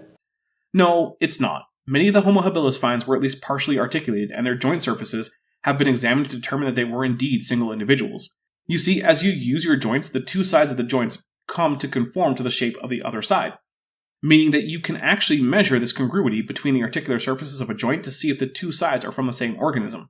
So, what possible mechanism could allow for Australopithecus bones and H. erectus bones to come into articulation with congruent articular surfaces on the joints such that they strongly indicate that the bones are actually from the same individual? I would suggest that there's no possible way for this to happen, and that it is as definitive as evidence can be in science that the hominins found at the site in question, in Olduvai Gorge, are indeed members of a single valid taxon, H. habilis. There really are no other possibilities that are available to us. And so Homo habilis is too variable to be a sound species. This guy doesn't even use it. Back in 87. Great for him. I'm sure that back in 87 that was a reasonable take, but in terms of paleoanthropology, that's basically the Dark Ages. No workers in the field that I can find still take that position, and neither do many creationists such as the aforementioned Todd Wood, and his collaborator Peter, who goes by Paleologos here on YouTube, and who is a friend of the channel.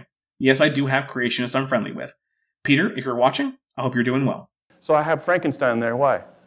Well, first, that's Adam, Frankenstein's creation, who was named after the biblical Adam, but he's there because he's a chimerical combination of body parts, and the contention that Thomas is making is that so too was Homo habilis, even though we know that that's impossible. And by we, I'm including a large segment of the young Earth creationist movement. So the idea is, with Frankenstein, for you young folks who aren't fans of Mary Shelley yet, you stitch this body part together, and you get an arm from this guy and a head from that guy, and you get a brain from Igor, and you sew it all together and zap it with electricity, and suddenly it's alive. Igor was Dr. Frankenstein's lab assistant, not an organ donor. But anyway, think about this. If Adam were real and you came across his skeleton, it would be obvious that it was asymmetrical and chimerical. There'd be no question about it. And that's a skeleton that's a chimera of different members of the same species. Never mind two different species. But that's the contention that Thomas is making for Homo habilis. That it's actually a collection of chimera of multiple individuals, each themselves composed of a consistent mix of H. erectus and Australopithecus bones. And that somehow that assemblage even occurred in the first place, even though he hasn't proposed a way that it could even happen in the first place, given the partial articulation of the skeletons, and that none of the still publishing paleoanthropologists have noticed, and that they've even published papers directly countering this idea. Does Brian think that there was an actual Dr. Frankenstein trying to create Australopith hybrids and he was sewing skeletons of Australopiths and H. erectus together? Of course, there is a further problem. It's not that H. habilis is transitional because it has an Australopithecus skull, but a Homo femur. All of its bones are on their own a melange of derived Homo characteristics and more basal Australopithecus characteristics. So even if Thomas were right that these skeletons were to some degree chimerical, at least one of the organisms that went into the composites was transitional anyway. And so I get the same sense with Homo habilis. It's like you get an ape part here and a human part there, and you put it together, pretend they belong together, and you write stories about it, and suddenly it's alive. I'll take things that never happened for 500, Alex. But it's only alive in our minds. Well, given that it's extinct, it doesn't have a whole lot of other places it can be alive besides in the minds of modern humans. The data are just ape bits and human bits. Well, that's separately created kinds all along. Non sequitur. Your facts are uncoordinated. Even if that were true about Homo habilis being chimerical, it wouldn't actually provide positive evidence of separate ancestry. Let's do a thought experiment. Suppose I mix up European and African wildcat bones and then started building skeletons out of that mix that were composed of the bones from each. Does that mean that the European wildcat, Felis sylvestris, and the African wildcat, Felis libica, don't share a common ancestor? No, of course not. But neither does it mean that they do. Their common ancestry is a separate question that has nothing to do with whether or not anyone has mixed their bones together into chimerical skeletons. You don't have to take my word for it. I've got bias. Let's take the word for the people who are biased against the Bible. I'm unaware of Ian Tattersall or Jeffrey Schwartz's take on the Bible, but I have no idea if they're biased against the Bible, and I suspect neither does Thomas. Scientists aren't anti-biblical simply because their conclusions are at odds with the interpretations of the Christian fringe. That's not how it works. In fact, for all I know, they're both practicing Christians. I don't actually know that, but just the fact that they're paleoanthropologists doesn't preclude that possibility. Well, they say this: Homo habilis is an all-embracing wastebasket species into which a bunch of junk can be swept. Okay, so now we have to go over what a wastebasket taxon is, of which a wastebasket species is a subtype. First, what it isn't is a place where you stick whatever you want regardless of whether it's even a valid organism, or whether you don't know what it is. These taxa are polyphyletic or paraphyletic by definition.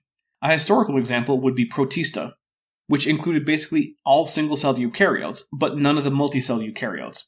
But this meant that some protists were more closely related to animals or plants than to some other protists. This means not that the animals referred to Homo habilis aren't real, or that they're chimerical. It means that they don't form a natural evolutionary group, and some of them are more closely related to members of other species than they are to other organisms referred to Homo habilis. But the problem is that the evidence of the transition from basal Miocene apes to humans isn't based on the rigor of the taxonomic designations of the animals involved, but on the actual existence of the animals with the morphology we see in the fossils, regardless of what they're called. Once again, Non sequitur. Your facts are uncoordinated. Here's another quote. The transition from Lucy to human is thought of as momentous, but the fossil record bearing on this is virtually undocumented. There's no fossils. I've said it before, and I'm sure I'll have to say it again. Reading from the first sentence of the abstract of a paper is almost always a dishonest tactic, because that's where the author or authors set up the problem for which they are going to provide an answer or solve in the body of the paper. So let's read the whole abstract. Quote, although the transition from Australopithecus to Homo is usually thought of as a momentous transformation, the fossil record bearing on the origin and earliest evolution of Homo is virtually undocumented. As a result, the poles of the transition are frequently attached to taxa, e.g. A. afarensis, at circa 3 million years ago, versus H. habilis or H. erectus at circa 2.0 to 1.7 million years ago, in which substantial adaptive differences have accumulated over significant spans of independent evolution. Such comparisons, in which temporally remote and adaptively divergent species are used to identify a transition, lend credence to the idea that genera should be conceived at once as monophyletic clades and adaptively unified grades. However, when the problem is recast in terms of lineages rather than taxa per se, the adaptive criterion becomes a problem of subjectively privileging key characteristics from what is typically a stepwise pattern of acquisition of novel characters, beginning in the basal representatives of the clade. This is the pattern inferred for species usually included in early Homo, including H. erectus, which has often been cast in the role as earliest human-like hominid. A fresh look at brain size, hand morphology, and the earliest technology suggests that a number of key Homo attributes may already be present in generalized species of Australopithecus, and that adaptive distinctions in Homo are simply amplifications or extinctions of ancient hominin trends. End quote. This paper is not arguing that we don't have fossil evidence for the transition, but rather that the evidence we do have is best organized in a different way, and that rather than seeing the transition as some kind of momentous adaptive leap on the part of genus Homo, it is actually simply a continuation of the directional selection that was already occurring in Australopithecus. Let's read the conclusion of the paper. Quote, the fossil record bearing on the ancestry of Pleistocene Homo is poor. However, the more we learn about early Homo, the less compelling is the case that an adaptive shift can be read from the currently documented skull and skeletal anatomy as a major transition from generalized Australopithecus precursors. Early phylogenetically basal species of the Homo clade resemble generalized Australopiths more than they do later species of the clade, as expected from a Darwinian pattern of descent with modification. These and subsequent transitional species of the Homo lineage, e.g. H. erectus, erode the impression of distinct adaptive suites created by the comparisons between terminal taxa or those separated by large temporal gaps. The epigraph heading this paper indicates that Darwin himself recognized this as a probable outcome of the descent with modification, given a grown fossil record. The argument has recently been updated by Cartnell. This recognition is not, however, a paean to wholesale phyletic or gradual evolution in Homo, as was commonly asserted half a century ago. The African fossil record of Homo demonstrates diversity quite clearly between 2.0 and 1.7 megaannum, and there are hints of it as far back as 2.4 megaannum.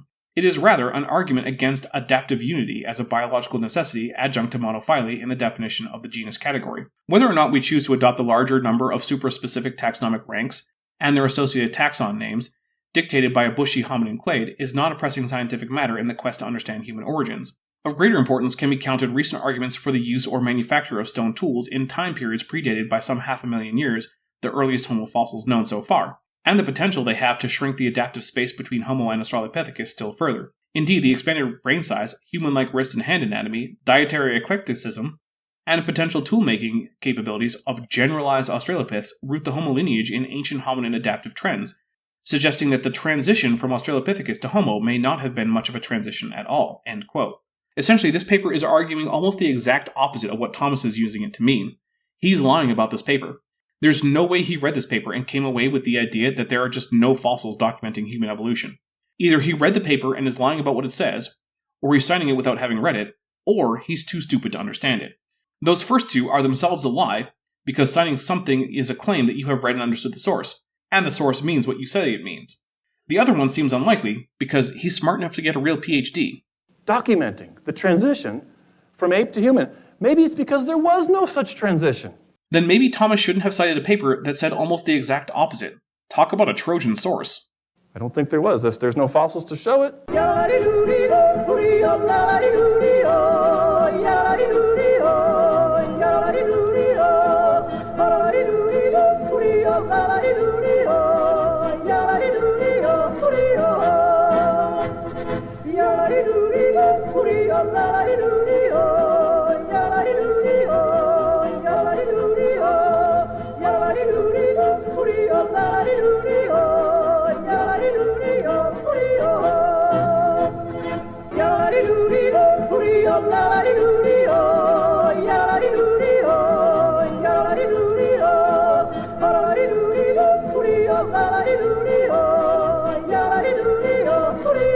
Then, didn't happen. Yeah, well, that's just like your opinion, man. Second category, therefore, is human parts mixed with animal parts. A thing that isn't happening. Okay. Animal plus human. Guess what that is? Well, given that humans are animals, it sounds like it's just a human. The same way saying human plus mammal just sounds like you're taking extra steps to say human. Not a missing link. It's not good science. Imagine being the guy who just blatantly lied about a paper saying that the consensus of an entire field he's given no reason for us to think he's even remotely familiar with is not good science. Creationists might be some of the most conceited individuals, short of flirts, that are out there on the internet right now. It's not a reason to go back to my Bible with a pair of scissors and cut out the atom bits. Well, I agree there, because there's this thing that's open to Thomas, like all Christians, called interpreting the Bible and one's theology in light of what we know to be true about reality. Sure, he doesn't have to, but he could. And undermine the rationale for the gospel. Hyperbolic much there? Look, I'm not here to tell Christians what to believe about the Bible or soteriology or whatever. But the very fact that most Christians accept evolution means that they have found a way to justify the gospel without young earth creationism. It's clearly possible. It's just storytelling about animal parts, extinct apes perhaps, and pretended like they belong with humans. Imagine being a self-identified biblical literalist who complains about storytelling. Okay, last example, and we're getting down to our last category. Hell, it's about time. And it's Neanderthal. And here I took a picture from the Time Life book that I read in the 1970s that helped persuade me when I was a kid that I evolved from apes. Oh hey, that's the original March of Progress illustration. And there's Neanderthal, and he's just about to become a real person, but he's not quite there yet. I'm not sure what the artist was going for in terms of personhood, but it does raise an interesting question. What does it mean to be a person? Well, one of the more intuitive answers is that a person is just another word for human, but on closer inspection that seems not to be necessarily the case. Generally, intentionally causing the death of a human is considered murder, but disconnecting the life support of a brain-dead human is generally not considered murder, at least not for the person's next of kin. That suggests that some humans may not be persons. Similarly, it is a common trope in fiction to see non-human persons. Aliens like Klingons or Twi'leks, as well as fantasy creatures like elves and dwarves, are presented as non-human persons in most franchises in which they appear. Similarly, the general penalty in the Bible for killing a person follows the principle of lex talionis, that is, eye for eye, tooth for tooth, and life for life. But if a man injures a woman who is pregnant and causes a miscarriage, lex talionis does not apply. Instead, the woman's husband assesses a fine, subject to a panel of judges who are there to ensure that the fine is not exorbitant. But if he injures the woman and she dies, then lex talionis is invoked and the penalty is death. Clearly, both in modern times and biblical times, the categories of humans and person are not identical. I would argue that personhood has certain rights and obligations that attach, and that an organism that can and do demand those rights and can respect and does respect those obligations can reasonably be seen as persons. Those who cannot may or may not be persons, and while I do think it may be reasonable to recognize personhood in great apes and cetaceans, I'm not going to get into that now. But I do think that regardless of the fact that Neanderthals are not the same species as modern humans, they were probably persons. They seemed to have art, they had sophisticated tools, they had even bigger brains than H. sapiens, and while they probably communicated in a way that was not identical to human language, it was also probably not all that different. And so overall, while they're not the same species as living humans, calling them persons, I think, is reasonable. I think if there were a Neanderthal that had been transported through time to today, that killing that individual would be murder, and keeping that individual in captivity would be wrongful imprisonment.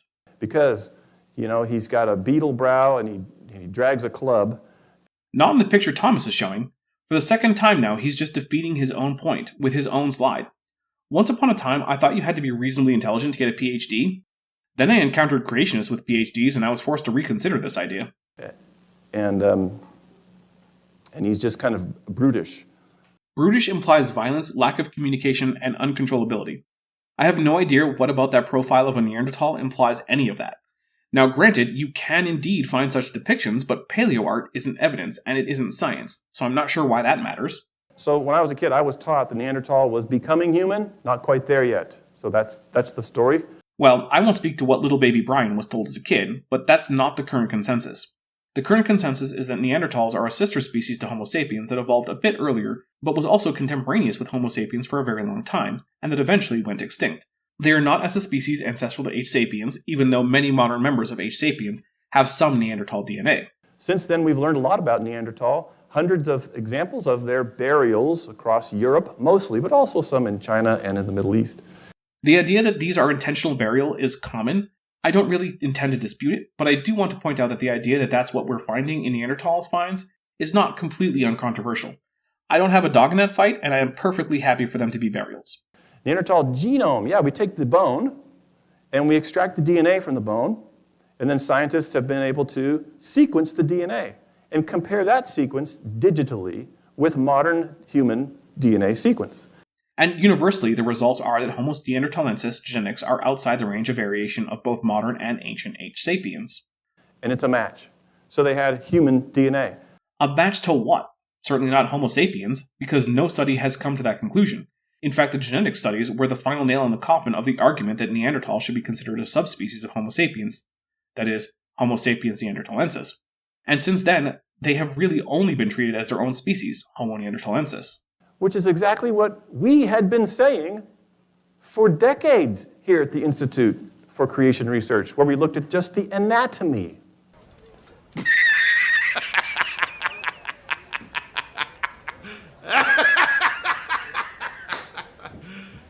You serious? I see our these Neanderthals to be descendants of Noah, but there's a problem with that. Well, really, there are a whole bunch, but who cares?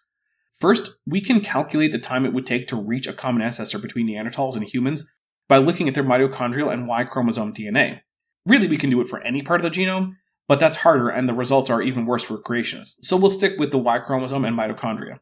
Now, we know from genetic testing in places like the Canary Islands and Tristan da Cunha that the rate at which variations fix in these parts of the genome is considerably slower than just assuming the pedigree mutation rate from grandparent to parent to child would indicate. As a result, just extant human diversity would take hundreds of thousands of years to manifest in just the Y chromosome and mitochondria. But Nathaniel Jeanson, an Answers in Genesis affiliated pseudo-geneticist, has argued that if you simply ignore the fact that some mutations are not passed on, and that genetic drift is a thing, and that natural selection is a thing, then you can use the pedigree mutation rate as the substitution rate, and when you do that, you get a Y chromosome Adam some 4,000 years ago or so, and a mitochondrial Eve some 6,000 years ago or so, corresponding to Noah and Eve, respectively. Here's the problem, though. In order to do that, he had to exclude the Neanderthal DNA. Including it pushes his estimates back beyond the 10,000 or so year limit to the age of the Earth that young Earth creationism has. It completely destroys the young Earth creationist timeline, which was already something that required us to simply ignore reality to accept anyway. So it's physically impossible for Neanderthals to even be descendants of Adam and Eve who separately survived the flood. Never mind descendants of Noah. Neanderthal genetic data has completely precluded them from being actual human relatives, or it has completely precluded young Earth creationism. Of course, the problem is that they're so human-seeming in DNA and anatomy and culture that neither of these options seem available to ICR. So what do? Oh, they just lie about the results of the DNA and don't bother to actually run the numbers on the data to see how they can fit into the paradigm of young Earth creationism and flood geology. Of these people. So they were people, we've been saying. They're people. Yeah, but Neanderthal personhood and human common ancestry with apes as a group aren't the same question, and I'm perfectly happy to say that Neanderthals were persons. They were also apes, and they were also extremely closely related to modern humans. Look, if I went to Brian Thomas with archaeological evidence that the people in the Roman province of Judea were using cochineal bugs to make red dye for cloth in the 1st century, he'd probably be fine with that. If I were to then insist that that therefore disproves Christianity, he'd probably find that incredibly stupid. Well, that's how his proclamations of Neanderthal personhood sound to me when he uses them as a reason to reject evolution. They do intentional burials. Like no animal buries its buddies. Well, since I just granted that Neanderthals did, that means I can think of two that do, Homo sapiens and H. neanderthalensis. And it's not all that surprising that two such closely related organisms might have similar funerary behaviors. But also, having funerary behaviors is not unique to humans. Elephants, other apes, and even ants are all known to have behaviors associated with the remains of their conspecifics. In fact, Asian elephants have been observed burying dead calves when they find a suitable hole, which they have trouble digging themselves. But if they do find one, they'll do their best to put the dead calf into the hole and cover it with dirt. So actually, I would argue that there are 3 animals that are known to bury their dead: H. sapiens, H. neanderthalensis, and Elephas maximus. Of course, with the last, it's not as common due to physical constraints. Only we do that. Boy, was I wrong. So when they found that the DNA was 97+% match to modern humans, we thought, well, that's what we would have expected, and that's what they found. It's not, though. That's just a lie. Creationists expect them to be within the range of human variability that could have arisen after the flood of Noah, but they weren't. I want to be clear about this. There is absolutely no way to square a post-flood existence of Neanderthalensis with a literal interpretation of the events of the flood. They completely debunk virtually all of ICR's ideas about the history of the Earth just by having existed. There is no way to square that circle, apart from just lying. And even then it causes problems, as Nathaniel Jeanson found out. That's why he just pretends that the genome data for Neanderthals are junk. Of course, the problem there is that we actually have high-quality genomic data, including quite high coverage for a fossil DNA sample, as well as the ability to reconstruct the genetic architecture. If the samples were low quality, we couldn't get such high percentage coverage and such detailed genome structure information. Yet we do. So the genomes are reliable, far too reliable to be hand-wave dismissed. No matter how strongly Thomas objects that Neanderthals were people, that doesn't make them any less a problem for young Earth creationism. If anything, I would say that they are single-handedly a bigger problem than all earlier members of the genera Homo and Australopithecus put together. So here's a picture I took of a model of a Neanderthal man on display at the Field Museum in Chicago. Neat! Not an ancestor, just a totally human, totally fully human. They married with moderns. How do we know? Burial sites with Neanderthal people, modern-looking people, same burial. I'm not aware of any confirmed joint burial sites of Neanderthals and Homo sapiens, so this is going to be a citation needed. But also, a better reason to conclude that there was interbreeding is Neanderthal genetic integration into European and Eastern Homo sapiens populations. Of course, there are reasons other than some kind of formal marriage that could have happened. Not all mating is voluntary in the first place, and there's no evidence at all that marriage was even a thing at the time. Heck, it's not even really clear that the modern idea of marriage was even in operation at the time the Hebrew Scriptures were being written. They cooked their food, evidence of fire pits. They made jewelry, they made instruments, they buried their dead intentionally, their remains overlap humans, and they shared, 99%, 0.7, not 97, modern human DNA. Which is entirely irrelevant to the question of human ancestry. No amount of advanced cognition in Neanderthals will make them Homo sapiens, and no amount of it will be a problem for human ancestry from non-human apes. Okay, so that's our first example of our third category and final category, human. A category he never actually bothered to define, so that's fun. I don't even know how Neanderthals are human by this definition, because he didn't give one. He did earlier imply that Homo erectus and H. floresiensis were human, although other creationists disagree with him, making the whole thing even more confusing. The only thing I can think of is that he's basically just determining humanity by vibe-checking fossil hominins. Did you know that it's a dead human? No, and I still don't know that, because I don't know what is meant by the word human in this context. Did you know that people die? Yes. Are you ready to die? You gotta happen. It's gonna happen to you too. I feel the gospel messaging coming on. My audience is familiar with Christianity, so let's skip that. So because somebody died in the past, Neanderthal or otherwise, does that mean I have to go back to Genesis and chop out Adam? I mean, if you want to maintain that the only possible interpretation of the primeval history of Genesis 1 through 11 is a literalist interpretation, then yes. But not because they died, but because they cannot be accounted for in the timescales available while maintaining that they're the descendants of Adam and Eve, much less that they're the descendants of Noah. But there's no reason to doubt the Bible. No, there's conclusive evidence it's wrong if taken the way ICR takes it. I'm not your priest. I don't particularly care what you think the proper interpretation of the text is. But I can tell you that if it's the interpretation that ICR has, then you're absolutely and verifiably wrong. Basic algebra and some real-world data are enough to completely put young Earth creationism far outside the realm of possibility. Unless God is just the biggest liar imaginable. Maybe that can be a new form of the ontological argument for God. Everything we've seen, all these fossils, it's either a dead animal. Yet again, they're all dead animals. Or it's a mixture, it's like a mistake. Nope, not once. That's just a blatant lie. Or a conflation, is what they said, of animals and humans. And when he said that, they didn't mean anything close to what he means. Or it's a dead human. A claim we can't even assess because it's not at all clear what he means when he says humans in this context. So guess what? That's biblical, biblical, and biblical. You know, the fact that you have to misrepresent all the evidence and still not define terms in order to make the fossil record of primates compatible with your biblical interpretation isn't exactly a win. After this, he just keeps repeating himself and tosses a few other fossil taxa into the same fake categories that he's been talking about. Then it's a commercial for ICR products that are more or less related to the topic of the discussion. Well, I guess that's it. It was just a really lame summary of Contested Bones, a book that itself is mostly just lies. I expected nothing and I'm still disappointed. Oh well, if you enjoyed this video, please hit like and tell me what you liked in the comments. If you didn't, then hit dislike, and let me know what the problem was. Either way, please subscribe if you haven't and turn on all notifications so that occasionally YouTube might tell you about my content if they feel like it, regardless of your wishes. I'm the Dapper Dinosaur. Hey, before you leave, I just want to take a second to thank my patrons and channel members, especially those pledging $20 or above. Ben Tovand, Tapioca Weasel, Whispers, Ella Runteller, Horseflesh, Ian Chen, Kelvin Brostock Van Manen, Landon Knoll, Mabdy Babdy, Wallace, John Ackerman, and Strawberry Vein.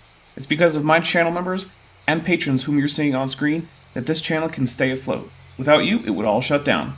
If you want to join the team, there's a link to join the channel below this video, and there's a link to join the Patreon in the description. On the Patreon, you can get a 10% discount for pledging annually, and either way, you get early access to virtually all of my scripted videos, often 3 to 5 months before they come out for the general public. Thanks for watching.